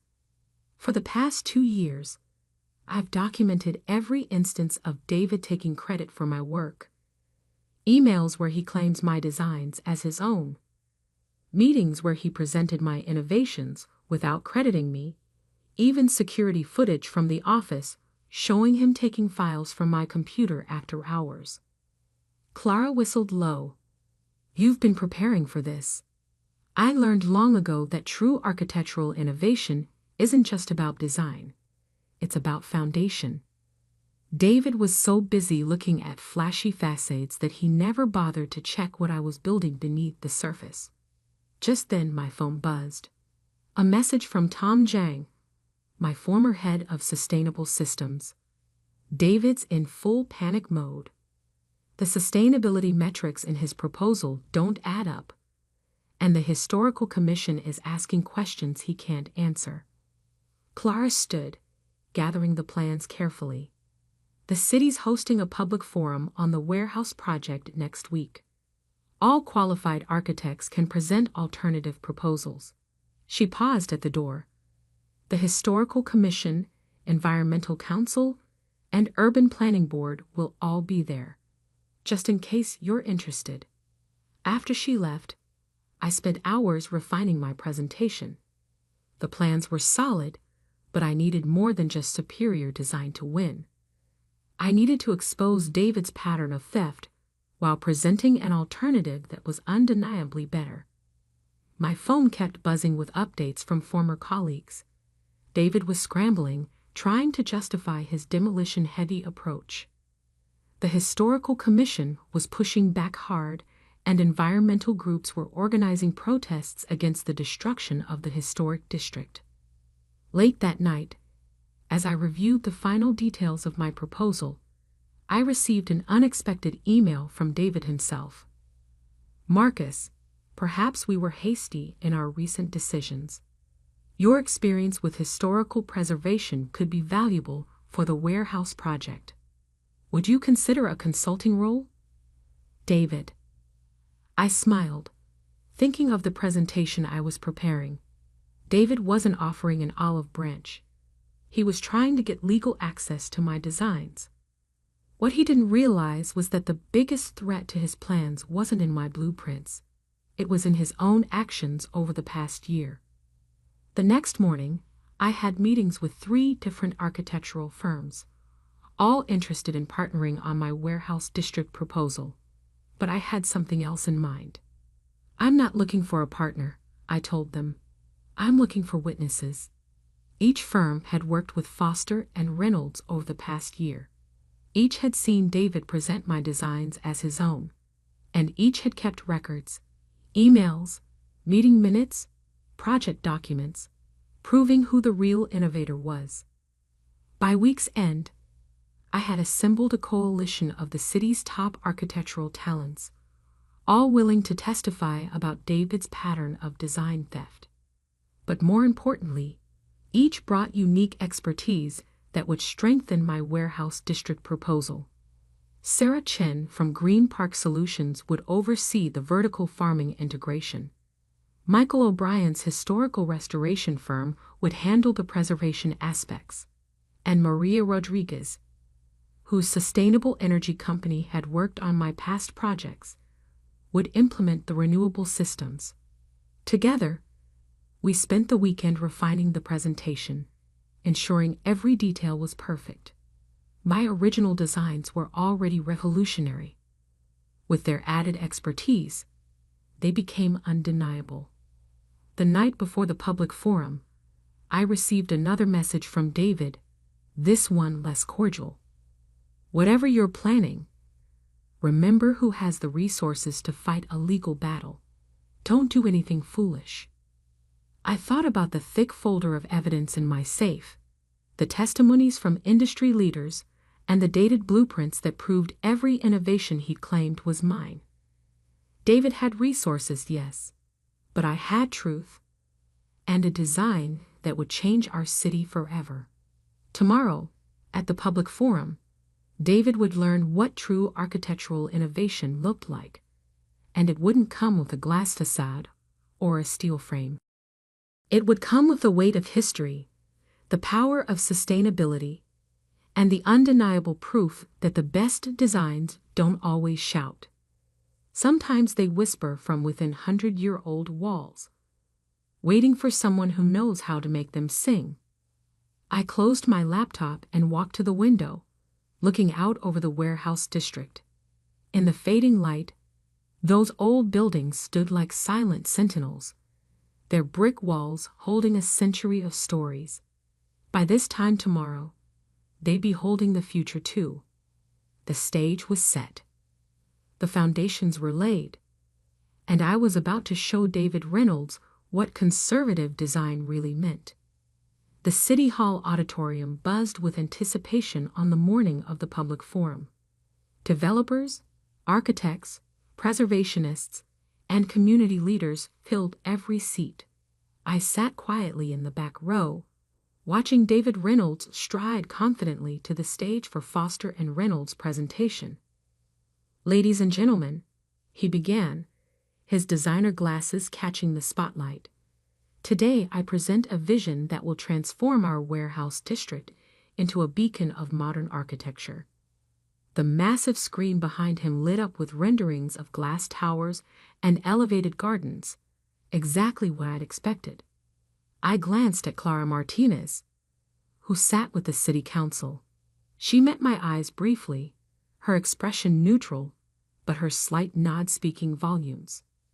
By removing these outdated structures, David continued, gesturing to photos of the historic warehouses, we make way for true innovation.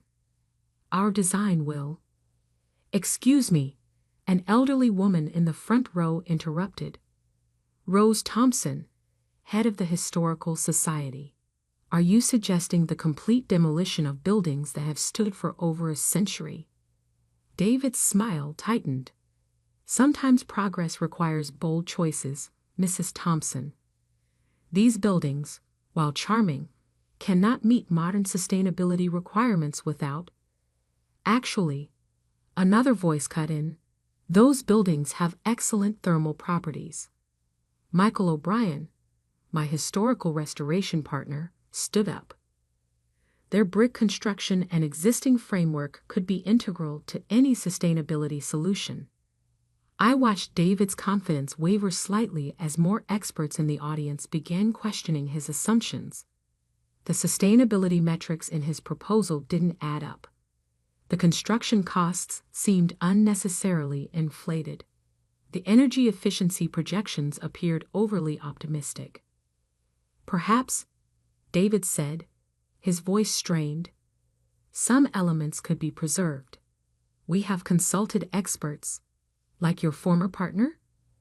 Someone called out. The one who actually designed your last 3 innovative projects. The murmurs in the room grew louder. I could see David scanning the audience, finally spotting me in the back. His eyes narrowed. Marcus Foster's contributions to the firm were appreciated, he said carefully, but the innovations you're referring to were team efforts, developed under my leadership. That's not what the Copyright Office records show. Clara Martinez's voice cut through the chaos. She stood, holding up a folder. We've received some interesting documentation regarding the true authorship of Foster and Reynolds' recent designs. David's facade cracked. Those documents are company property. This is corporate espionage. Actually, I said, standing slowly, they're my personal work, registered before our last partnership agreement, just like the real warehouse district plans. The room fell silent as I walked toward the stage. David's face had lost its practiced charm, replaced by barely contained panic. What real plans? The city council chairman asked. I pulled out a USB drive. May I? David tried to block my path to the podium. This is irregular. Foster and Reynolds has the floor. Mr. Foster is a qualified architect with a registered proposal, Clara interjected. According to forum rules, he has the right to present. As I connected my drive to the presentation system, I smiled at David. You always said I was too conservative, too focused on preservation. Let me show you what real innovation looks like. The screen came alive with my designs. Not just blueprints, but a complete visualization of how the warehouse district could be transformed while preserving its soul. The challenge isn't how to replace these buildings, I began, but how to help them evolve. These aren't obstacles to progress. They're the foundation of it. For the next 30 minutes, I walked the audience through my vision. The old brick walls, reinforced and modified to serve as thermal batteries. The iron frameworks, repurposed to support advanced solar arrays. The water towers, transformed into vertical farming hubs. Every historical element preserved and enhanced with cutting-edge technology. This approach, I continued, pulling up the cost analysis, reduces construction costs by 40%, exceeds sustainability requirements by 200%, and preserves every historically significant structure. But more importantly, it creates something unique, a living bridge between our past and our future. The audience was transfixed. Even David had stopped trying to interrupt, staring at the projections with a mix of rage and realization. Of course, I added, some might wonder why these innovations weren't included in Foster and Reynolds' proposal, especially since similar concepts appeared in their recent projects. I clicked to the next slide, showing side-by-side comparisons of my original designs and David's claimed innovations. Fortunately, I've maintained detailed records of my work's development, and I'm not the only one. I gestured to the audience, where my coalition partners stood one by one. Sarah Chen detailed how my vertical farming concepts had been presented as David's work.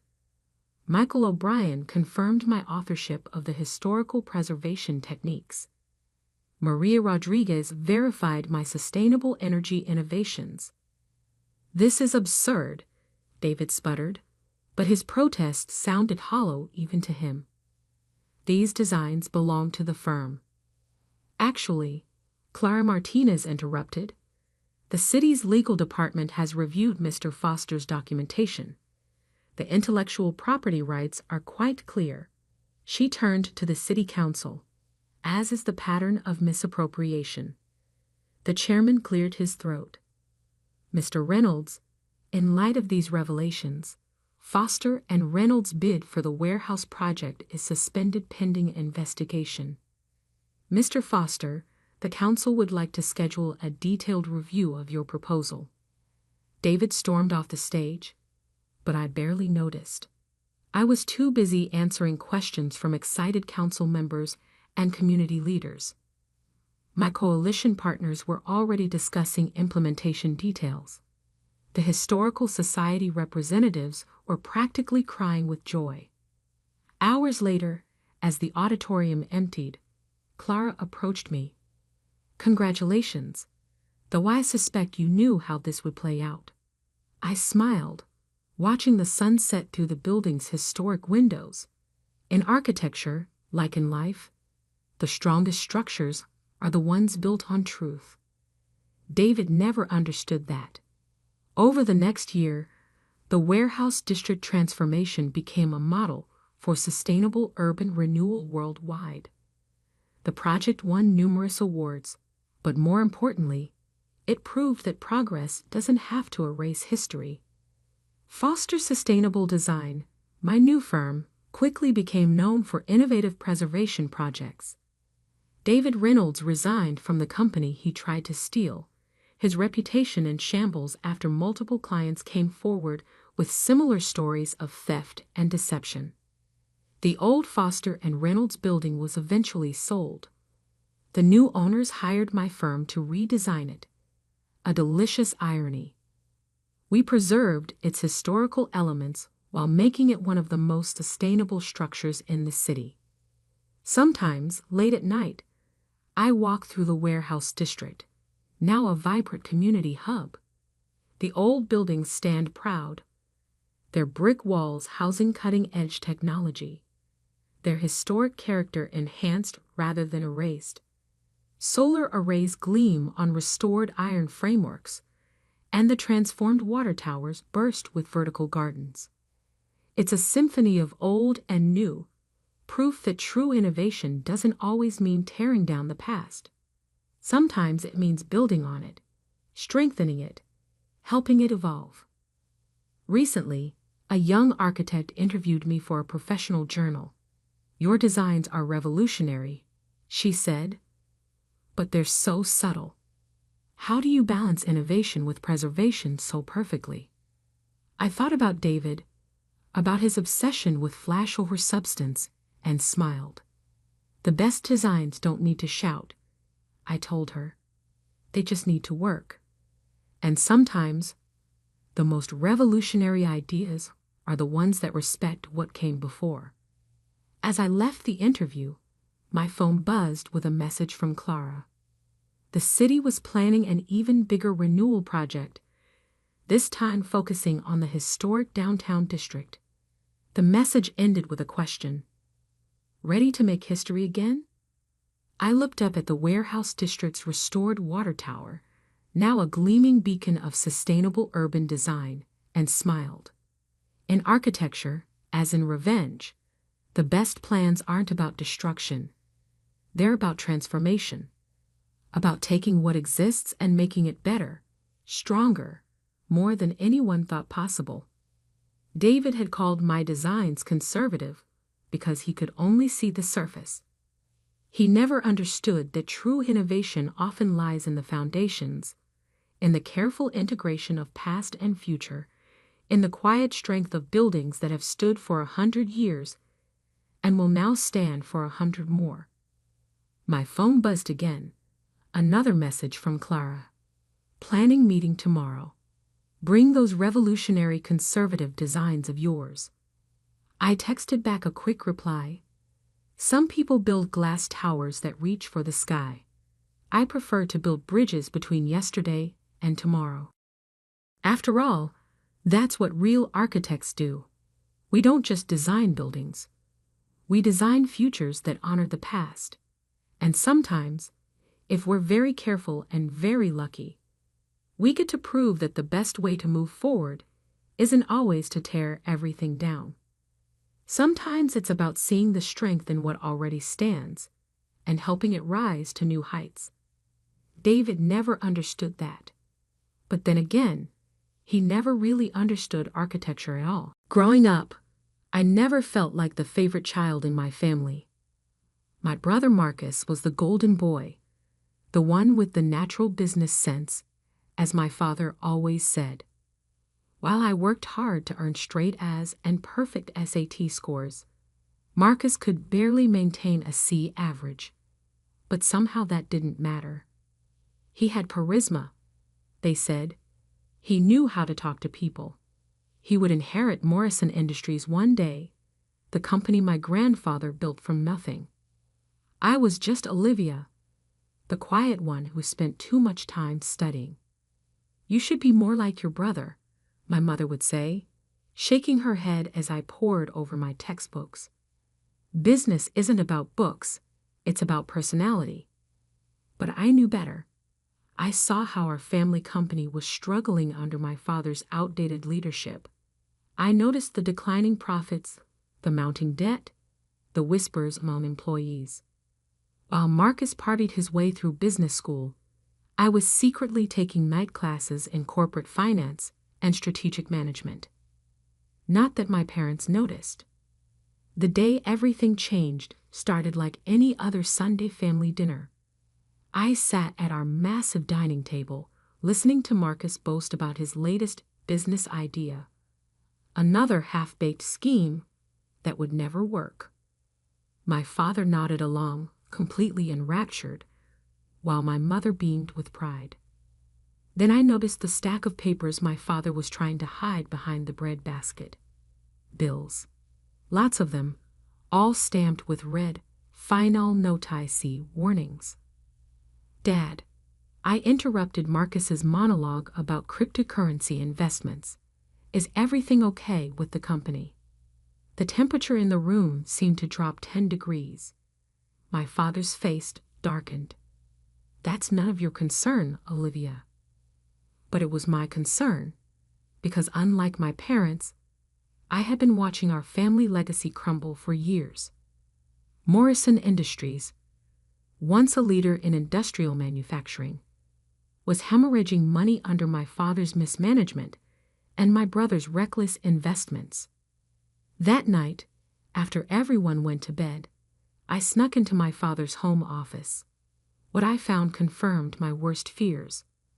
Morrison Industries was $90,000 in debt, with major loans coming due within the week. My parents were about to lose everything my grandfather had built. I had been saving money for years, working consulting jobs on the side while maintaining my boring accounting position. I had plans for that money, dreams of starting my own company. But family comes first, right? The next morning, I transferred every penny I had saved, exactly $90,000, to cover the company's immediate debts. I thought they would be grateful. I thought they would finally see my value. I was wrong. "You did the UAA take." My father roared when I showed him the transfer receipts. His face turned an alarming shade of purple. "How dare you interfere in company business?" "I saved the company," I said calmly, though my hands were shaking. "Those debts would have bankrupted us by Friday." "Us?" My mother's laugh was cruel. "There is no us in business, Olivia. This is a family company, and you're not part of its future." "But I just gave you everything I had." My voice trailed off as I saw Marcus smirking from the doorway. "Nobody asked you to play hero," he drawled. "Dad and I had everything under control. We were about to close a huge deal next week." I knew he was lying. I had seen the numbers. There was no deal. G-H-T-L-G. My father suddenly screamed, slamming his fist on his desk. "IOUREDEAD2US. How dare you try to make us look incompetent?" "You did that all on your own," I whispered, but they weren't listening. My mother was already calling the security guards. "Escort her out," she ordered coldly, "and make sure she never sets foot in this building again." As the guards led me out of the office building my grandfather had built, I felt something inside me break. But it wasn't my spirit. It was the last thread of loyalty I felt toward my family. They thought they had won. They thought they had put me in my place. They had no idea that I had been preparing for this moment for years. You see, while they were dismissing me as the quiet bookworm, I had been building connections. While they mocked my boring accounting job, I had been learning everything about corporate takeovers. And while they kicked me out of the family business, they didn't realize I had already set in motion a plan that would change everything. That night, as I sat in my small apartment, I made a call to someone I had been carefully cultivating a relationship with for the past year. Harold Bennett, the CEO of Bennett Acquisitions, one of the largest corporate raiders on the East Coast. They kicked you out? Harold's voice was calm, but I could hear the hint of anticipation. Then I suppose it's time to proceed with our plan. Yes, I replied, my voice steady despite the tears drying on my cheeks. Start buying shares. Buy everything you can get. But remember our agreement. When this is over, I want to be CEO. Of course, Harold chuckled.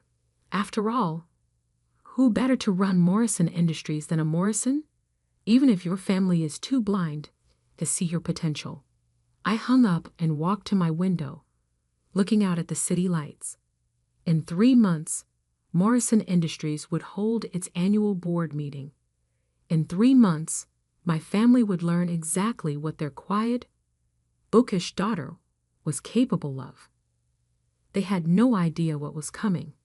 In the weeks that followed, I watched from afar as my family celebrated their victory over me.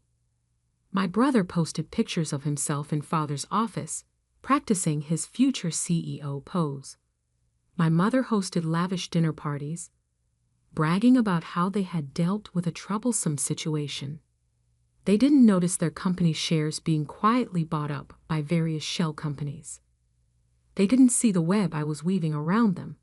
They were too busy congratulating themselves on putting me in my place. But I noticed everything. I saw their desperate attempts to secure new loans. I watched as my father's face grew more haggard with each passing week. I observed my brother's boasts becoming increasingly hollow as investors began pulling out. The $90,000 I had given them had bought them a brief reprieve, but without proper management, the company was once again sliding toward disaster, just as I had predicted, just as I had planned. They're getting desperate, Harold informed me during our weekly update. Your father tried to approach our competitors for a merger yesterday. Nobody's interested. Of course they weren't. I had made sure of that. How much longer? I asked, reviewing the latest acquisition reports. 2 more weeks, Harold replied. By then, we'll own 51% of Morrison Industries. You'll have your chance at the board meeting. I smiled, thinking of my father's face when he would realize what was coming. Perfect. As I hung up, my phone buzzed with a text from my mother, the first contact since they'd thrown me out. We're having a family dinner on Sunday. Your father might be willing to forgive you if you apologize. I didn't bother responding. In 2 weeks, they would learn that I wasn't the one who needed forgiveness. The stage was set. The pieces were in motion. All I had to do was wait. And I had become very good at waiting. The morning of the board meeting arrived with a sense of destiny. I stood in my penthouse apartment. Not that my family knew I could afford one, adjusting my tailored black suit. The woman in the mirror looked nothing like the quiet daughter my parents had dismissed. Gone was the intentionally understated wardrobe, the careful attempt to avoid attention. Today, I dressed like what I was about to become, a CEO. My phone buzzed. A text from Harold. Everything's ready. Our people are in position. I smiled, remembering the past 3 months of careful preparation. While my family was busy pretending I didn't exist, I had orchestrated the most aggressive corporate takeover Morrison Industries had ever faced. The first phase had been the easiest, buying up shares through various shell companies. My father, always too proud to notice the obvious, hadn't even questioned why so many new investors were suddenly interested in his failing company. The second phase had been trickier, convincing key board members to support the leadership change. But that's where my boring attention to detail had paid off. I had spent years studying the company's operations, identifying its weaknesses, and developing solutions. When I presented my revival strategy to these board members in private meetings, they had been impressed. More importantly, they had been convinced. "Your father never once showed us numbers like these," one board member had admitted. "He just keeps talking about the good old days and how his son will restore the company's glory." I had smiled politely and added his vote to my growing collection. My phone buzzed again. This time, it was a news alert about Morrison Industries' stock price. It had dropped another 15% overnight. Right on schedule. Amazing what can happen when carefully selected rumors about a company's stability start circulating in the right circles. As my private elevator descended to the garage level, I thought about the last family dinner I had declined to attend. My mother had left a voicemail, her voice syrupy sweet with false concern. "Darling, you're being ridiculous. Your father is willing to let you return to your old position if you just apologize. Marcus even suggested you could assist with his new cryptocurrency division." I had deleted the message without responding. Let them think I was sulking. Let them believe I was nursing my wounded pride in some small apartment, regretting my interference. The reality was so much more satisfying. My driver opened the car door, and I slid into the leather backseat, opening my briefcase to review my notes one last time. The takeover documentation was perfect. Every detail scrutinized, every loophole closed. I had learned from watching my father's mistakes. There would be no last-minute escapes, no clever legal maneuvers to save them. "Ms. Morrison," my driver interrupted my thoughts. "Mr. Bennett called. He's already at the office with the legal team." I nodded, watching the city streets blur past. Harold had played his part perfectly, the aggressive corporate raider making a hostile takeover attempt. My family had been so focused on fighting him, they hadn't noticed the real threat was much closer to home. The Morrison Industries building loomed ahead, 40 stories of glass and steel that my grandfather had built from nothing. I remembered coming here as a child, holding his hand as he showed me around the factory floor. "Remember Olivia?" He had said, "A good leader knows every inch of their business from the ground up." I had remembered. Unlike my father and brother, who view the company as their personal playground, I had spent my summers working in different departments, learning every aspect of the operation. The employees I passed in the lobby nodded respectfully. They remembered me, even if my family had tried to erase my existence. The elevator ride to the executive floor was silent.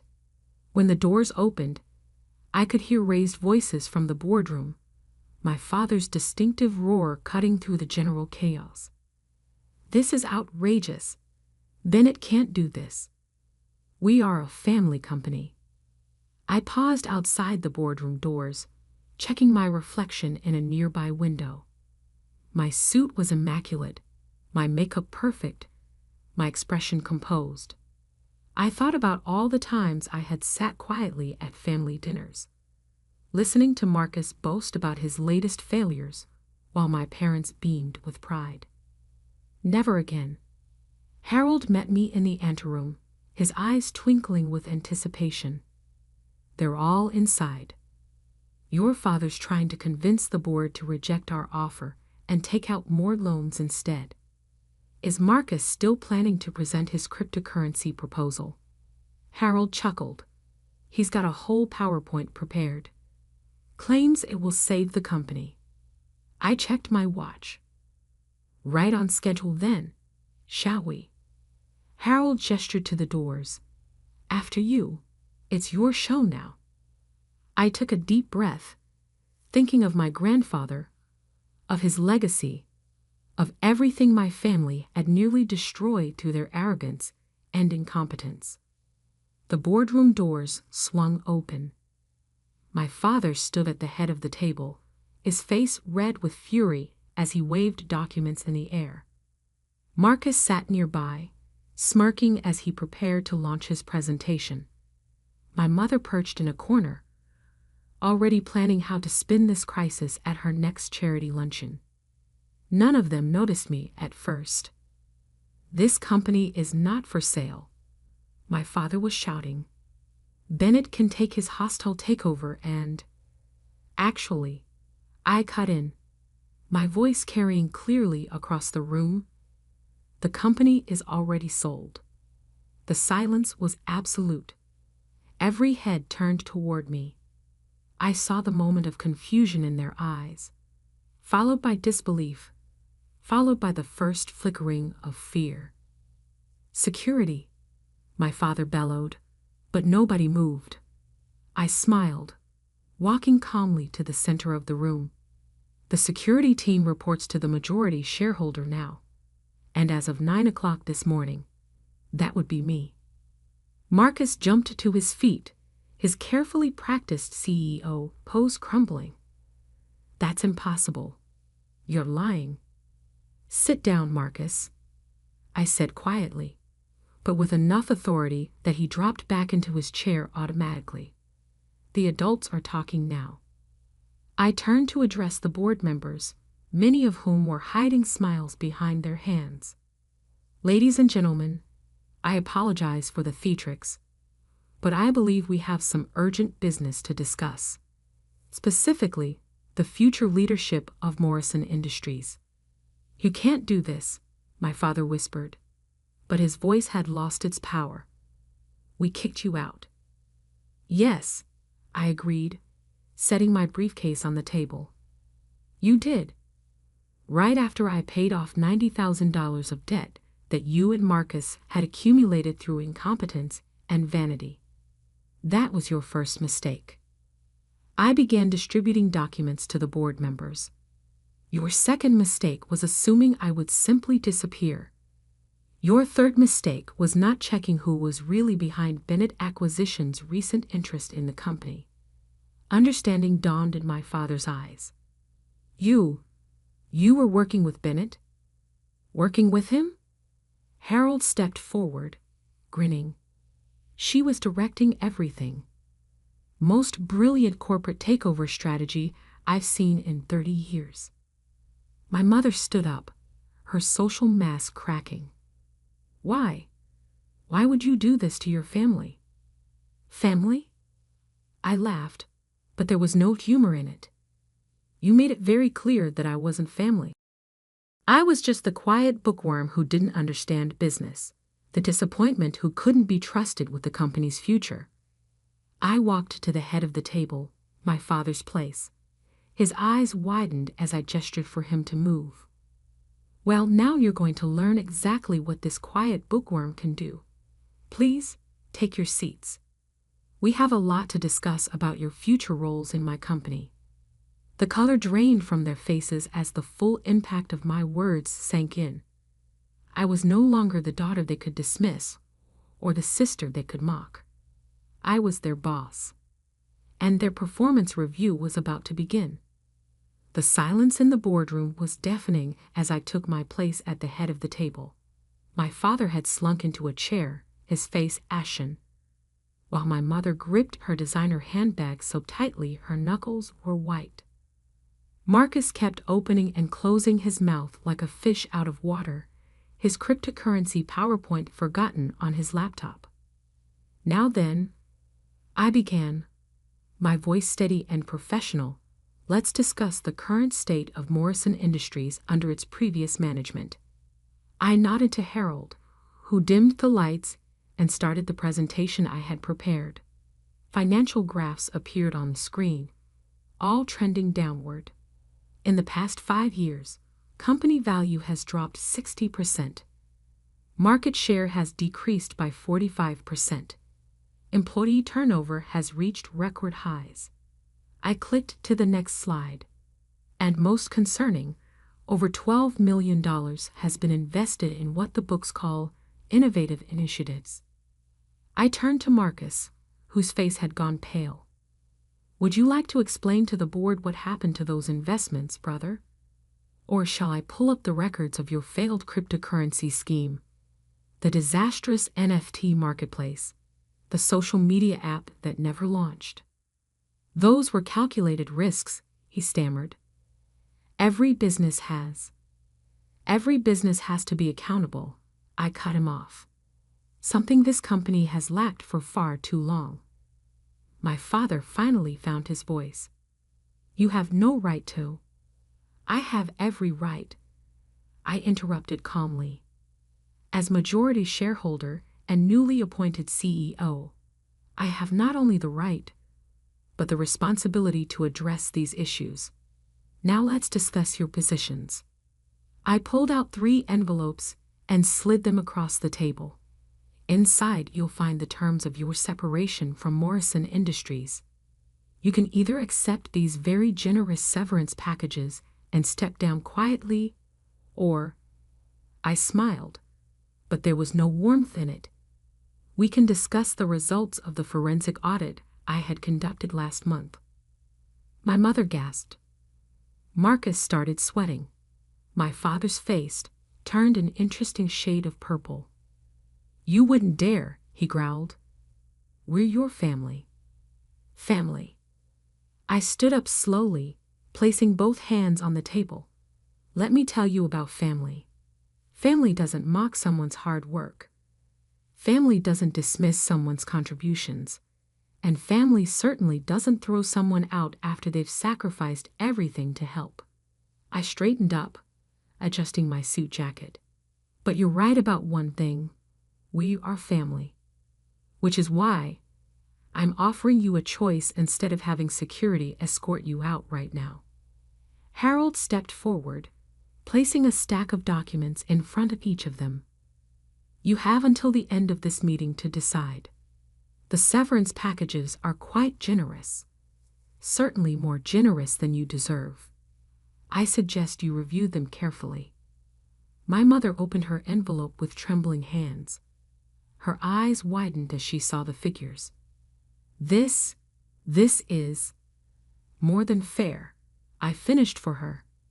You'll maintain your social status, keep your country club memberships, continue your charity work. All I ask is that you step down quietly and stay out of company business. Marcus was next, scanning his documents with increasing desperation. But what am I supposed to do? Get a real job, I suggested. One where you actually have to work for your money. Novel concept, I know. My father hadn't touched his envelope. He just sat there, staring at me with a mixture of anger and disbelief. How long? He finally asked. How long have you been planning this? I met his gaze steadily. Since the first time you told me I didn't understand business. Since you dismissed every suggestion I made. Since you decided Marcus was the only one worthy of grandfather's legacy. I pulled out one final document, my grandfather's original business plan for Morrison Industries, written in his careful handwriting. Grandfather knew, I said softly. He saw what you couldn't. Why do you think he spent so much time teaching me about the company? Why do you think he made sure I understood every aspect of the business? My father's face crumpled as realization dawned. He was preparing you. Yes, I nodded. He knew you were too proud to see the company's problems, too stubborn to adapt to changing markets, too blinded by Marcus's empty charm to see the damage he was doing. I opened the business plan to a page I had memorized long ago. The last thing he wrote before he died was this: Morrison Industries will need strong leadership to survive the future. Look for the one who understands that success isn't about swagger or showmanship. It's about substance. The board members nodded in approval. They had seen the truth of these words in the detailed revival strategy I had presented them. You have 1 hour to decide, I announced, standing up. Sign the severance agreements or face a very public audit. Your choice. As I walked toward the door, my mother called out, Wait, What about family dinners? Holidays? You can't just. I turned back one last time. I'm not the one who decided money was more important than family. You did that 3 months ago when you threw me out. I'm just better at the game than you are. The next hour passed quickly as I met with department heads, reviewed urgent contracts, and began implementing the changes I had planned for months. Harold kept me updated on my family's deliberations. Your mother signed first, he reported. Marcus followed once he realized his trust fund would be frozen if he didn't. Your father is being stubborn, I finished. Give him 10 more minutes. 9 minutes later, my father's signature appeared on the documents. It was done. Morrison Industries was mine.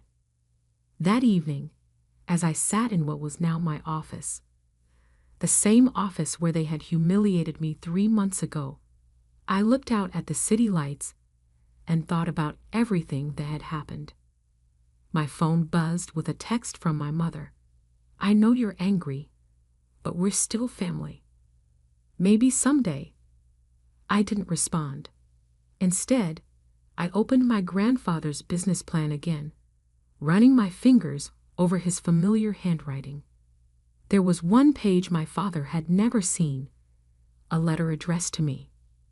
Dearest Olivia, I see your strength, your intelligence, and your dedication. When the time comes, you'll know what to do to save our legacy. It won't be easy.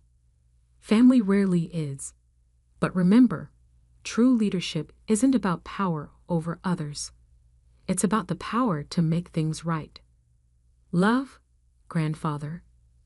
I smiled, thinking of how right he had been. Then I turned to my computer and began working on my plans to restore Morrison Industries to its former glory. I had a legacy to protect, after all. And this time, I would do it my way. Over the next year, Morrison Industries underwent a transformation. The changes I implemented, the ones my father had dismissed as unnecessary, led to a 40% increase in profits. Employee satisfaction reached an all-time high. Our stock price doubled. My family watched from a distance, excluded from the success they had once taken for granted. My mother still sent occasional texts, usually around holidays, trying to rebuild bridges they had burned. Marcus got a job at a mid-level marketing firm, where he actually had to work for a living. My father? Well, he retired to Florida, unable to face the reality that his quiet, bookish daughter had outmaneuvered him completely. As for me, I kept my grandfather's business plan on my desk as a reminder, not of revenge or victory, but of what real leadership means. Sometimes the strongest person in the room isn't the loudest. Sometimes the best revenge isn't about destroying others. It's about building something better than they ever imagined possible. They thought kicking me out would break me. Instead, it made me unstoppable. And that's a lesson my family will never forget. Money has a way of revealing people's true nature. In my family's case, it took exactly $47 million to show me who my parents really were.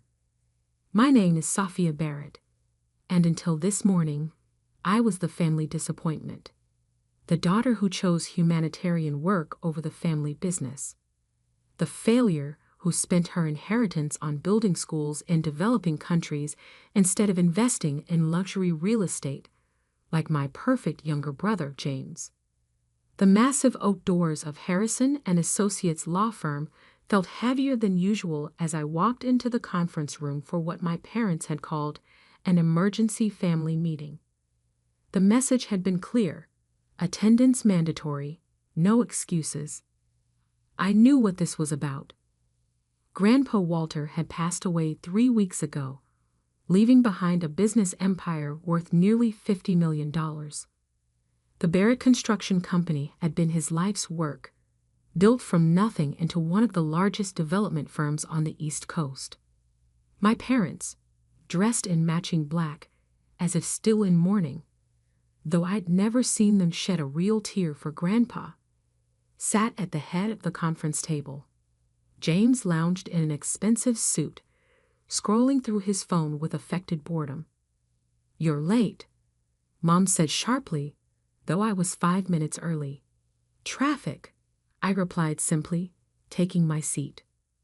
Mr. Harrison, Grandpa's personal lawyer for 30 years, sat quietly at the other end of the table, a thick folder in front of him. Something in his expression made me pause. Was that a hint of satisfaction in his eyes? "Let's get this over with," Dad began, straightening his tie. "We all know why we're here. Dad's estate needs to be properly distributed to ensure the company's future success." James finally looked up from his phone. "Shouldn't take long. The company shares go to me, obviously. I'm the only one who's shown any business sense." I thought about the 3 failed ventures he'd launched with Grandpa's money, each one more disastrous than the last. But saying that would only start another argument about my own choices. "Exactly," Mom agreed, patting James's hand. "We need someone who understands the value of money, not someone who throws it away on charity." She spat the last word like it was poison. The memory of our last family dinner flooded back. I'd just returned from opening our 10th school in Rwanda, excited to share the photos of smiling children with their first books. Mom had walked out of the room. Dad had called it a waste of good money. "Which brings us to the point of this meeting," Dad continued. "Your grandfather's estate needs to go to someone who will preserve his legacy, someone who understands business." I sat quietly, wondering what Grandpa would think of this conversation. He'd never said much about my humanitarian work, but I remembered the small smile he'd get whenever I showed him pictures of our projects. "Failures don't deserve inheritance," Dad declared, his voice firm. Mom nodded in agreement, her perfectly manicured nails drumming on the table. Mr. Harrison cleared his throat. For the first time, I noticed he was holding back a smile.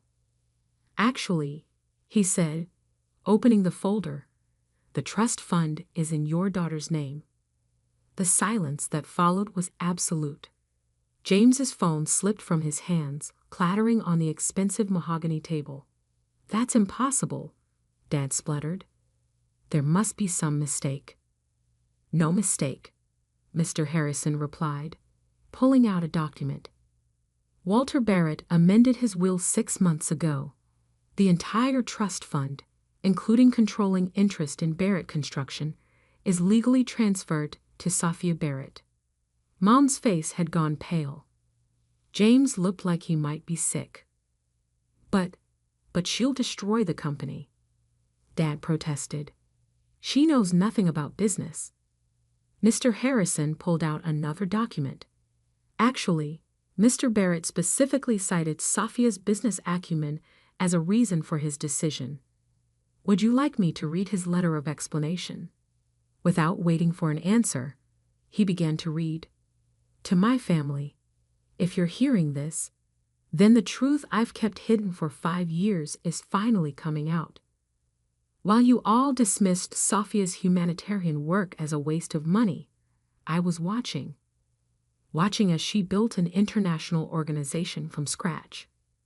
Watching as she managed budgets, negotiated with governments, and created sustainable programs that will last generations. What you saw as charity, I saw as the most impressive business achievement in our family's history. Did you know that Sophia's Education Foundation now operates in 12 countries?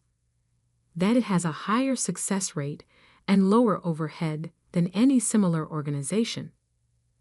That she turned her initial inheritance of $2 million into a $30 million operation through strategic partnerships and brilliant management?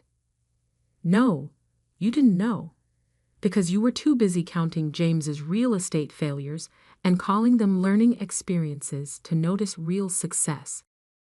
So yes, I'm leaving everything to my granddaughter. Not because she needs it. She's already proved she can build something meaningful on her own. I'm leaving it to her because she's the only one who understands what I built this company for. It was never about the money. It was about building something that makes the world better. Sophia understood that. The rest of you never did. Mr. Harrison looked up from the letter. Mom had her head in her hands. Dad's face had turned an interesting shade of purple. James was frantically texting, probably to his broker, trying to salvage his latest failing investment. But I sat there, remembering the last time I'd seen Grandpa. He'd visited one of our schools in Ethiopia, watching as children learned to read in a building that bore the Barrett name. Good business, he'd said quietly, builds more than just profits. I hadn't understood then, but I did now. Mr. Harrison pulled out more documents, transfer papers, board appointments, legal authorizations. But I was barely listening. I was thinking about the Barrett Construction Company's vast resources, its international connections, its potential to do more than just build luxury condos. I was thinking about schools, hospitals, sustainable housing projects. I was thinking about good business. And for the first time in years, I smiled at a family meeting. The next morning, I arrived at Barrett Construction's headquarters before sunrise. The security guard did a double take as I used Grandpa's old key card, now mine, to access the executive elevator. "Welcome, Ms. Barrett," he stammered, clearly having received the memo about the company's new owner.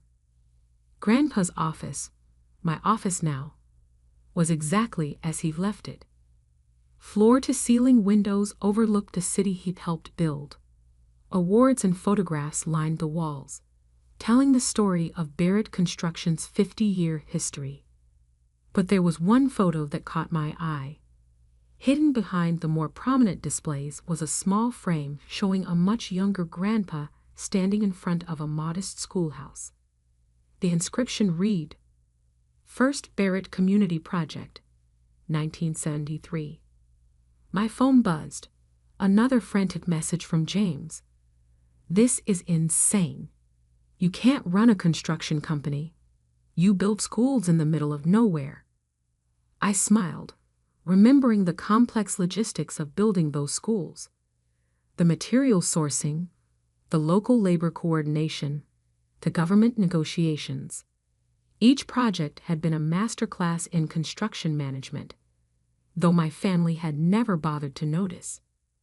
Mr. Harrison arrived at 7 a.m. sharp, carrying more documents. "The board meeting is scheduled for 9 a.m., he said.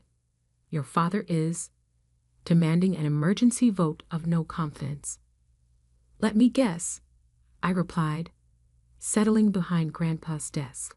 "He's convinced the other board members I'm going to bankrupt the company with my charitable ideas." "Actually," Mr. Harrison smiled, "he's having trouble convincing anyone. Your grandfather spent the last 6 months showing the board your foundation's financial reports. They were quite impressed."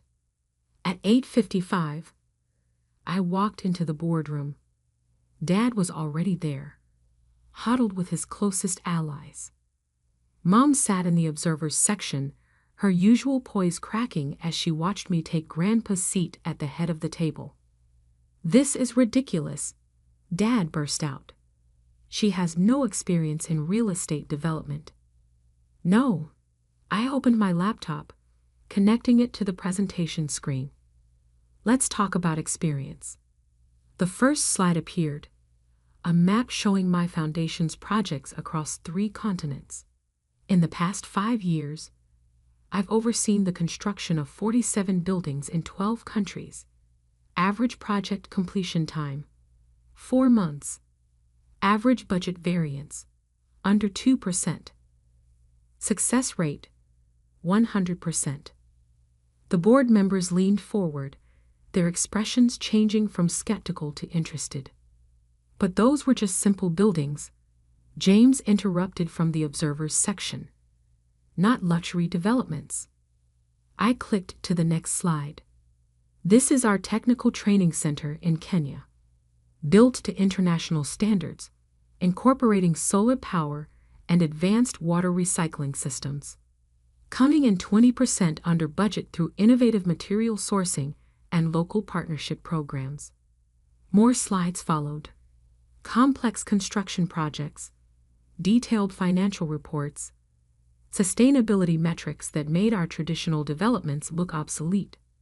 Barrett Construction has always been about more than just luxury condos, I continued. At least, it was when Grandpa started it. I pulled up the photo I'd found in his office, the 1973 schoolhouse. Our company's first project wasn't a high-rise or a shopping mall. It was this, a building that changed lives. That's the legacy I plan to continue. The board sat silently, absorbing my words. Dad looked like he might explode. But profits, he began, will increase. I cut in. Sustainable construction is a $400 billion market. Green building contracts have tripled in the last decade. While we've been building the same luxury condos, our competitors have been innovating. I pulled up one final slide, my 5-year plan for Barrett Construction. Traditional luxury projects balanced with sustainable development. International expansion through my foundation's established networks. Government contracts for infrastructure projects. The numbers spoke for themselves. The projected revenue was double our current trajectory. Your grandfather showed us some of this, one board member said quietly. He was quite proud. Mom stood up suddenly. This is all very impressive, but you're forgetting something. The Barrett name means something in this city. We have a reputation to maintain. Yes, I agreed. A reputation for building things that last, for making a difference. Or have you forgotten what Grandpa always said about good business? The room fell silent. Everyone in the company knew Walter Barrett's favorite saying, build for tomorrow, not just today. Mr. Harrison cleared his throat. Shall we proceed with the vote? Dad stood up, straightening his tie. Before we vote, I have one last thing to say. He turned to face the board. My daughter may have impressive charts and fancy international projects, but she lacks the one thing this company needs: loyalty to the Barrett way of doing things. I thought about the children in our schools, the communities transformed by our projects, the Barrett name becoming synonymous with positive change. You're right, Dad, I said quietly. I'm not loyal to your way of doing things. I'm loyal to Grandpa's original vision, to building things that matter. The vote wasn't even close. The board's support was unanimous, save for Dad's single opposing vote.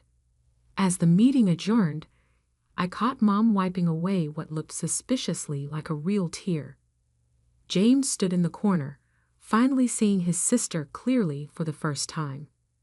But it was Dad's expression that struck me most, a mixture of anger, confusion, and something else. Something that looked almost like pride. Mr. Harrison gathered his papers, pausing at my chair. Your grandfather left one more thing for you. Said to give it to you after the board meeting. He handed me an envelope, old, yellowed, sealed with the Barrett Construction logo. Inside was a single photograph and a handwritten note. The photo showed Grandpa and me at one of my first school openings in Tanzania. He was looking not at the camera, but at me, his expression full of quiet pride. The note read, Dear Sophia, they called you a failure because they couldn't see what you were really building. But I saw it, and now everyone else will too. Love, Grandpa. I tucked the note into my jacket pocket, next to my heart, and turned to face my new company. It was time to start building. 1 year can change everything. I stood on the rooftop of our latest project, a mixed-use development in downtown Boston that combined luxury apartments with affordable housing and a community education center. Solar panels glinted in the morning sun, and the rooftop garden was beginning to bloom. "The press is ready," my assistant Sarah announced, "and your family just arrived." Today was Barrett Construction's 50th anniversary celebration, coinciding with the grand opening of what we dubbed the Barrett Legacy Project. It was also exactly 1 year since that fateful meeting where Grandpa's will had changed everything. The elevator opened, and my parents stepped out. Dad looked different, the proud swagger replaced by something more genuine. Mom's designer outfit was as perfect as ever, but her smile seemed real for once. Behind them came James, carrying his daughter Emma. My niece was wearing a Future Builder t-shirt from our new youth education program. "Quite a view," Dad said quietly, looking out over the city. "Your grandfather would have loved this." He was right. From up here, you could see 3 generations of Barrett buildings. The old office towers Grandpa had built, Dad's luxury condos, and now my vision of what construction could be: sustainable, inclusive, purposeful. The past year hadn't been easy. Dad had fought me at first, trying to undermine my authority with old business partners. Mom had made tearful appeals about preserving the family's reputation. James had threatened to sue, convinced I would destroy his inheritance. But then something unexpected happened. Results. Our first quarter under my leadership showed a 40% increase in profits, driven by government contracts for sustainable infrastructure projects. My international connections brought in partnerships that opened new markets. The Barrett name became associated with innovation, not just luxury. "Ms. Barrett?" Sarah appeared again. "They're ready for the ceremony." I followed my family down to the plaza where hundreds of people had gathered. Employees, investors, community members, and a group of children from our education program, all here to celebrate what Barrett Construction had become. As I took the podium, I saw familiar faces in the crowd. The project manager who doubted me at first, but now led our sustainable building division. The local politicians who had opposed our mixed-income housing plan until they saw the results. The international partners who'd helped us expand into green construction markets across 3 continents. 50 years ago, my grandfather built his first project, a simple schoolhouse that changed lives. Today, Barrett Construction continues that legacy on a global scale. I gestured to the building behind me. This isn't just another development. It's a blueprint for the future. Luxury apartments that subsidize affordable housing, a community center that offers technical training, solar power that reduces costs for all residents. This is what happens when we build for tomorrow, not just today. The crowd applauded, but I wasn't finished. Some of you know that a year ago, my grandfather made a controversial decision. He left his company to someone many considered a failure. I paused, meeting my parents' eyes. He saw something others didn't, that success isn't measured by how much we build, but by what we build for. Mom was crying now. Real tears this time. James held Emma tighter. In the past year, Barrett Construction has built 23 sustainable developments, 15 community centers, and partnered on infrastructure projects in 8 countries. Our profits have doubled. Our workforce has tripled. But more importantly, we've returned to our roots, building things that matter. I revealed the plaque we'd be mounting in the lobby. The Walter Barrett Community Center, it read, with Grandpa's photo and his favorite quote, "Build for tomorrow, not just today." And now, I continued, I'd like to announce our next chapter. The screens behind me lit up with renderings of our newest initiative, the Barrett Foundation for Sustainable Development, a $1 billion commitment to green building technology, community-focused construction, and technical education programs. But I won't be leading this initiative alone, I said, watching my family's expressions. Because true legacy isn't about one person's vision, it's about bringing people together. I gestured to James. My brother will head our new technical education division, using his experience to help others learn from both success and failure. James straightened, surprise and gratitude in his eyes. Emma clapped excitedly. My father will lead our community relations team, bringing decades of local knowledge to our development projects.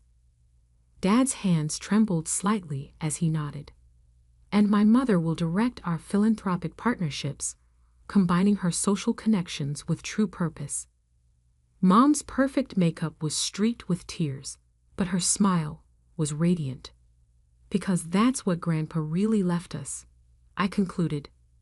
Not just a company or a fortune, but a challenge. To build something bigger than ourselves. To turn success into significance. To prove that good business and good works can go hand in hand. The applause was thunderous, but I barely heard it. I was watching my family. Really watching them. Dad's pride was no longer about status, but about impact. Mom's social circle was becoming a force for change. James was teaching Emma that true success means lifting others up. Later, as the celebration continued, I found myself back on the rooftop.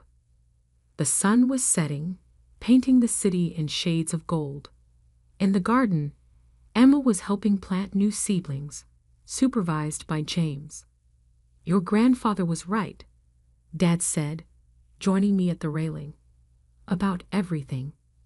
Even about me being a failure. I teased. He shook his head. You never were. We just failed to see what you were building. Mom appeared with coffee, not her usual expensive latte, but simple cups from the community center's training cafe. To think, she mused, all those years we worried about the Barrett legacy, and you were building it all along.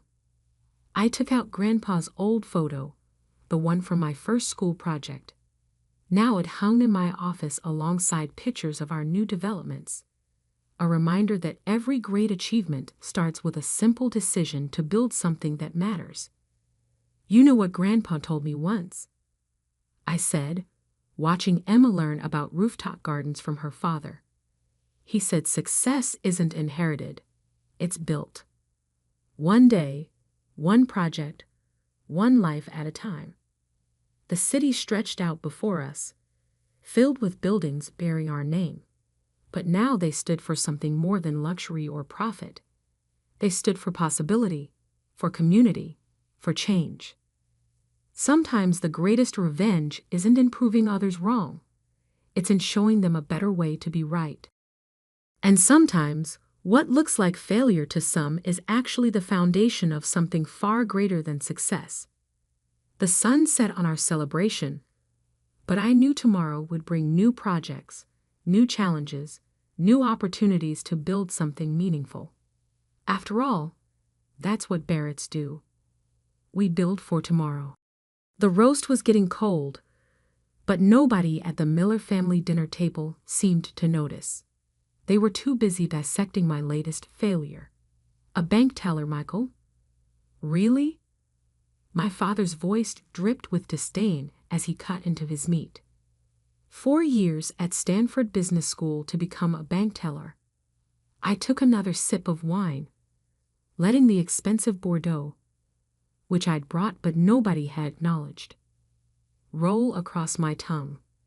At 32, I'd learned that silence was often the best response to these Sunday dinner interrogations.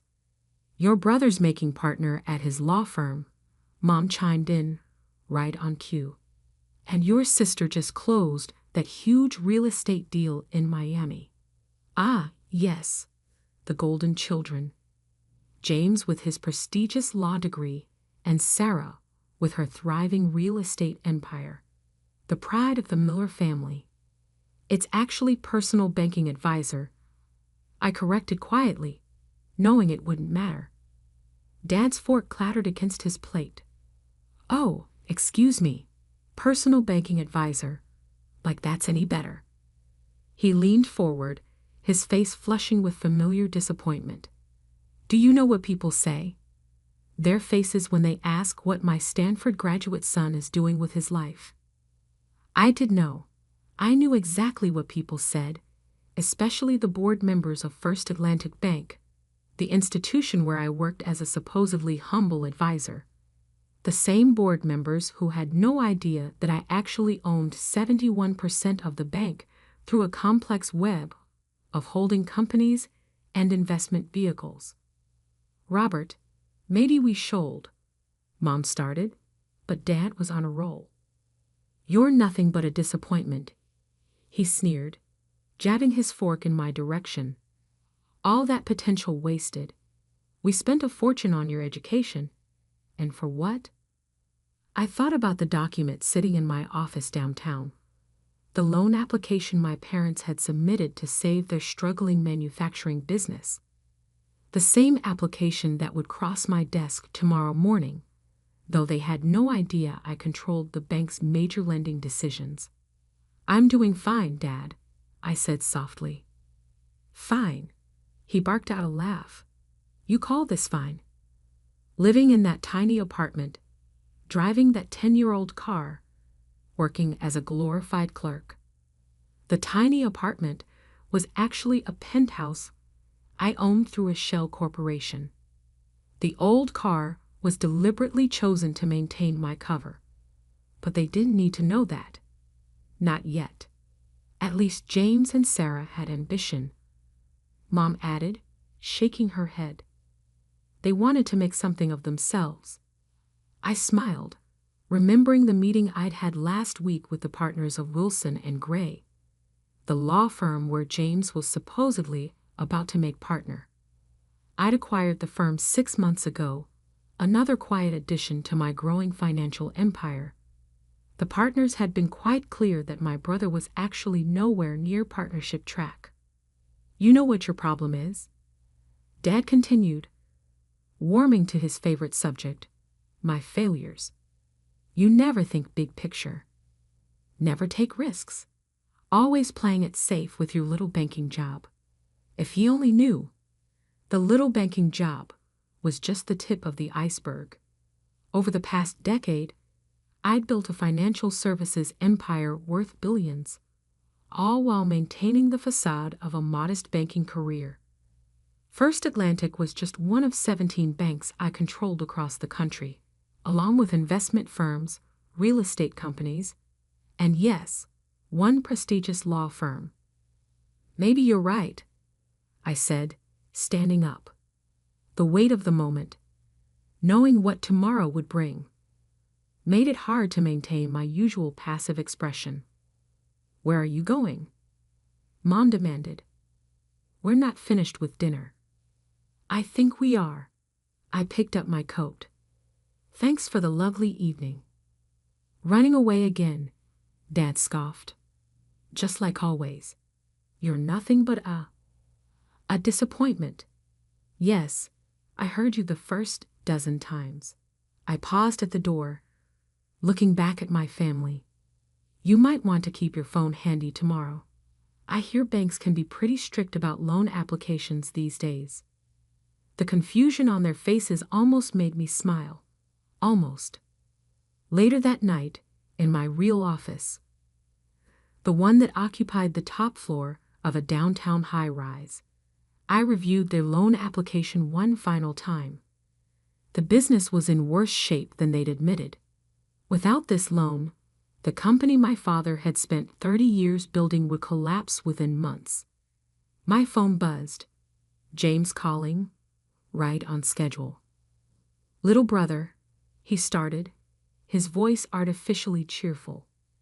You left to dinner rather abruptly. Did I miss another recitation of your great legal victories? I asked mildly, signing off on a different acquisition.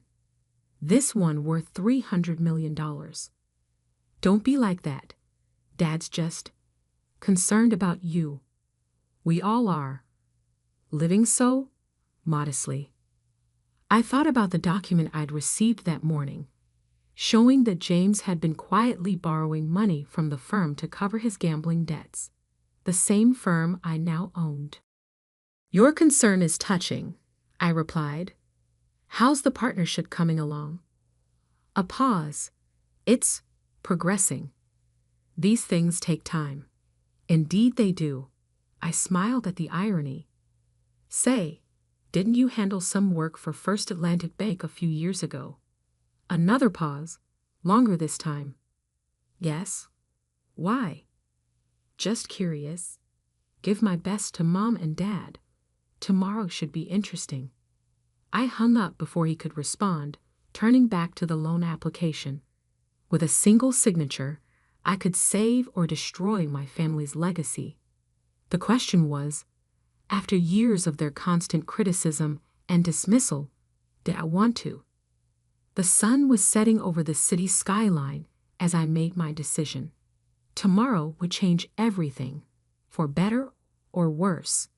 The carefully constructed facade I'd maintained for a decade would finally crack.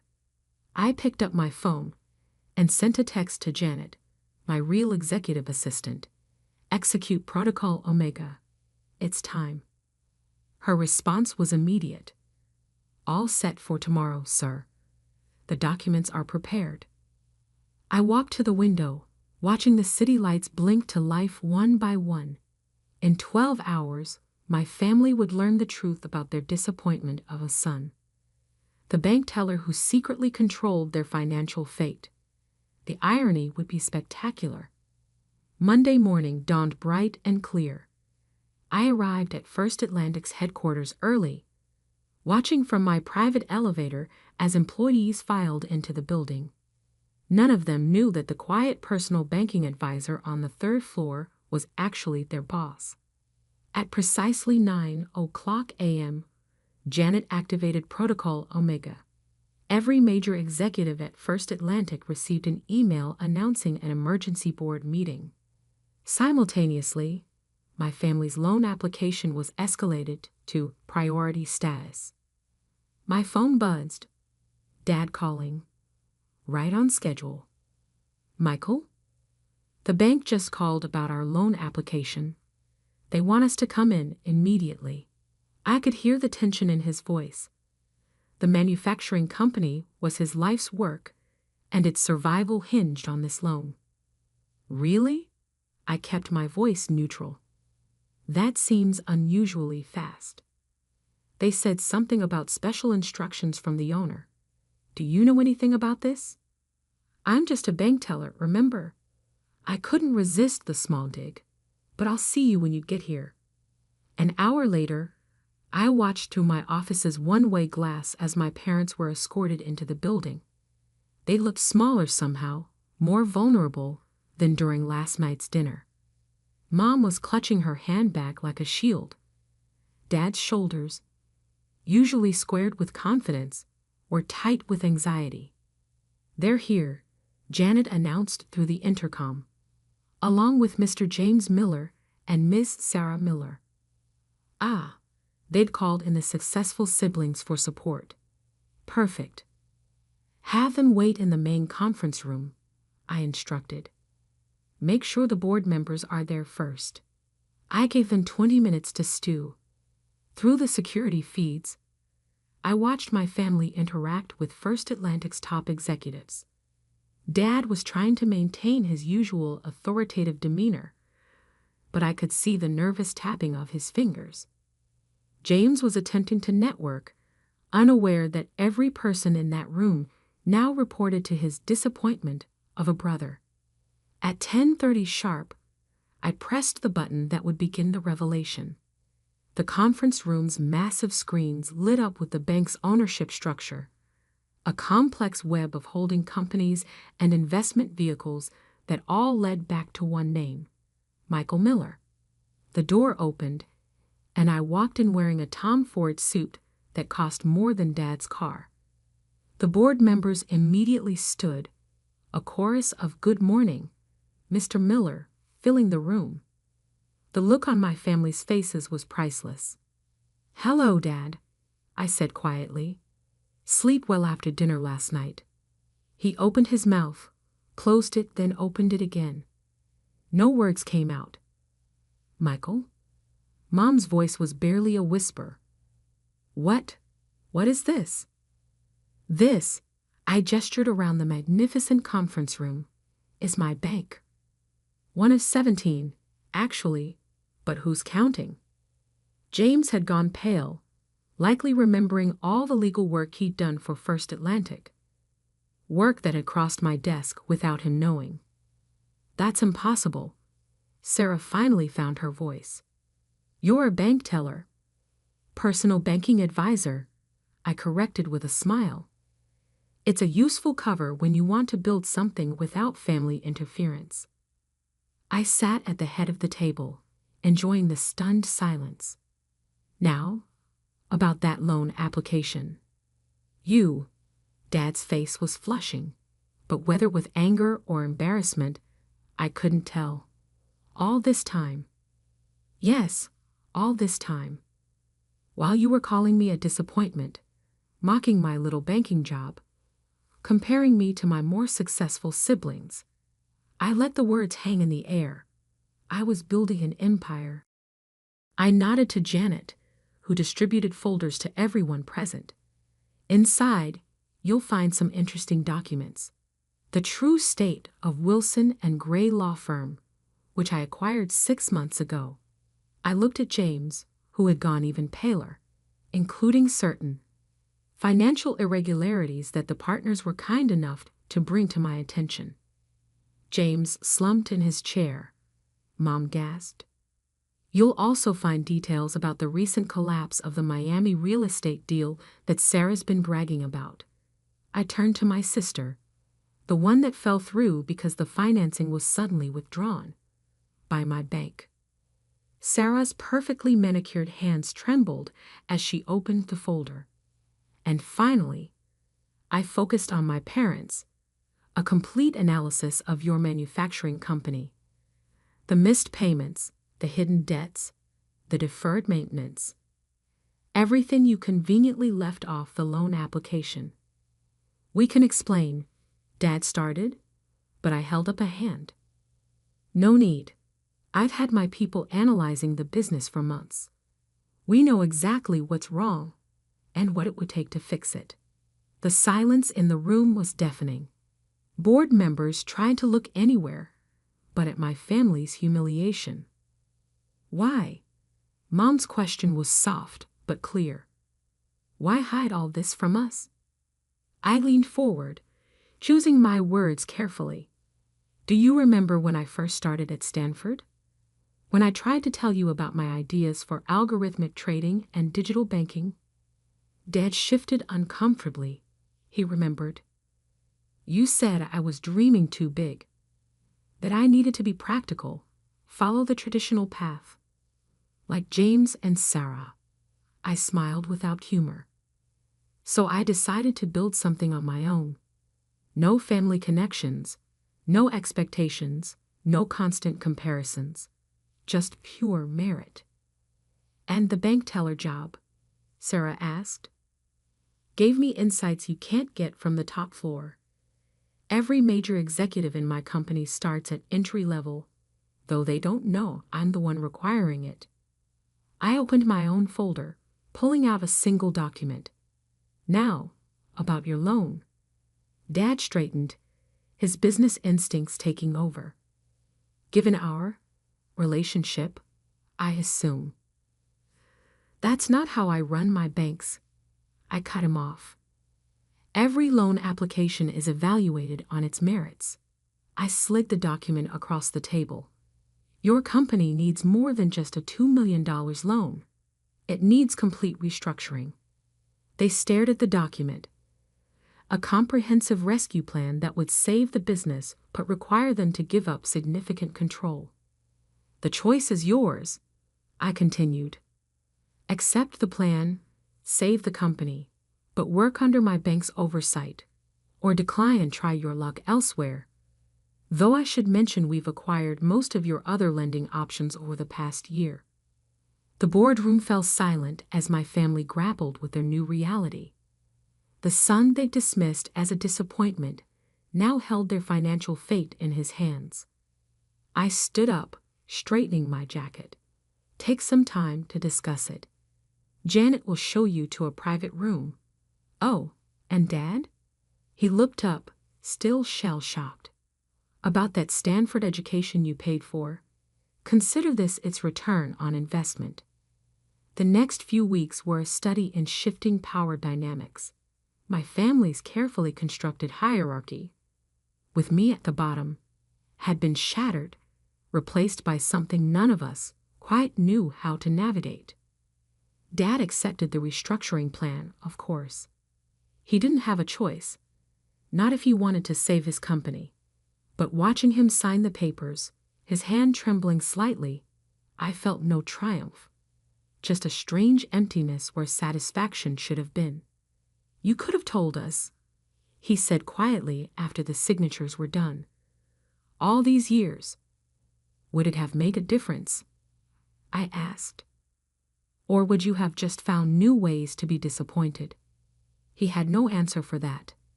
The changes came swiftly after that. My team of financial experts descended on Dad's company, implementing the restructuring plan with surgical precision. Every inefficiency was identified, every wasteful process eliminated. It was painful to watch him struggle with losing control, but necessary for the company's survival. James was the first to try damage control. He showed up at my real office, not the modest third-floor workspace I'd used as cover, a week after the revelation. Look, about all those things I said, he started, fidgeting with his Italian silk tie. About my wasted potential, my lack of ambition, my embarrassing career choices. I kept my voice neutral as I signed off on a billion-dollar acquisition. I was wrong, obviously. He'd attempted a smile that didn't reach his eyes. Who would have thought my little brother would end up owning my law firm? Speaking of which, I pulled out a file. Let's discuss your gambling debts. He paled. Michael, I can explain. No need. The firm's forensic accountants have explained everything quite thoroughly. $300,000 borrowed from client accounts. That's a serious ethical violation, James. Please, he whispered, you can't report this. My career would be over. I finished. You'd be disbarred. Probably face criminal charges. I let him sweat for a moment before continuing. Fortunately, the money has been repaid, anonymously, and the accounts reconciled. The partners have agreed to keep this quiet, provided you accept a transfer to our Singapore office. Singapore, he stammered. Fresh start. Away from the casinos. Take it or take your chances with the ethics board. He took it, of course. Sometimes help comes in the form of forced choices. Sarah was next, arriving in a storm of designer perfume and wounded pride. You deliberately sabotaged my deal, she accused, pacing my office. No, I protected my bank from a high-risk investment. I corrected. The Miami market is overvalued, and your numbers didn't add up. Any competent banker would have made the same decision. But I'm your sister. Exactly why I had to be extra careful about any appearance of favoritism. I met her gaze steadily. You want to be taken seriously in real estate.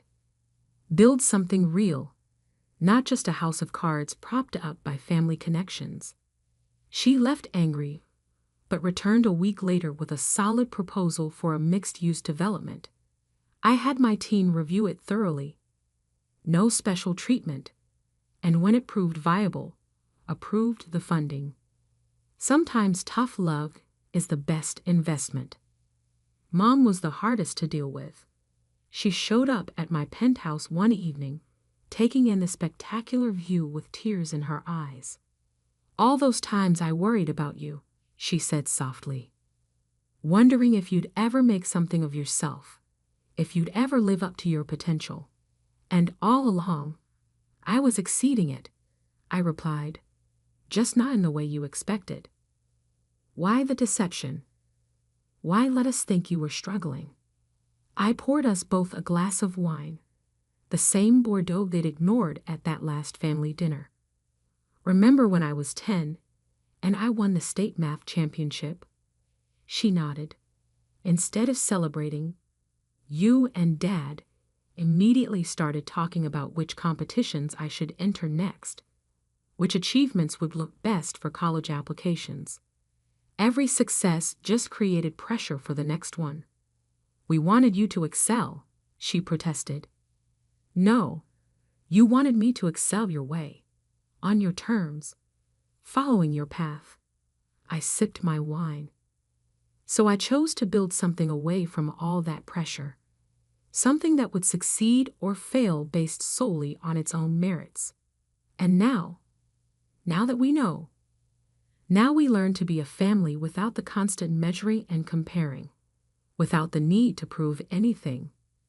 The changes in our family dynamics came slowly but steadily. Dad's company, under professional management, began to thrive. He gradually learned to be proud of its success without needing to control every decision. James found unexpected fulfillment in Singapore, away from his old enablers and the pressure of living up to his own hype. He even met someone, a corporate lawyer who helped him face his gambling addiction. Sarah's development project succeeded on its own merits, teaching her the satisfaction of earning success rather than manipulating connections. She started mentoring young women in real estate, sharing lessons learned the hard way. Mom struggled the longest with our new reality, but eventually found her way to a different kind of maternal pride, one based on acceptance rather than expectations. As for me, I stepped out of the shadows, taking a more public role in my companies. The story of the secret banking empire made headlines for a while, but the media eventually moved on to newer sensations. 6 months after that fateful loan meeting, we had another Sunday dinner. Not at my parents' house this time, but at my penthouse. The conversation was different. Less comparison, more connection. Less judgment, more understanding. "I have to ask," Dad said as we finished dessert, "do you ever regret it? The years of hiding your success?" I thought about it, looking around at my family. James, relaxed and healthy after months of therapy. Sarah, discussing her latest project with genuine passion rather than bragging. Mom, finally learning to listen instead of evaluate. "No," I said finally. We all needed to learn some hard lessons about success, about family, about what really matters. "And what really matters?" Mom asked softly. "Not the size of your bank account or the impressiveness of your title," I replied, "but the integrity of your work and the authenticity of your relationships." Later that night, after everyone had left, I stood at my window looking out over the city. My phone buzzed with a text from Dad. "Thank you for saving my company and for teaching me what real success looks like." I smiled, thinking about the long journey from disappointment to this moment. Sometimes the greatest success isn't in proving others wrong, but in helping them grow right alongside you. My phone buzzed again. Janet, with news about another potential acquisition. Tomorrow, I'd go back to building my empire, but tonight, I savored something rarer. A family finally learning to see each other clearly, without the distorting lens of expectations. Sometimes the best revenge isn't revenge at all. It's the wisdom to know when to stop keeping score and start building bridges. even if those bridges are built with billion-dollar banks.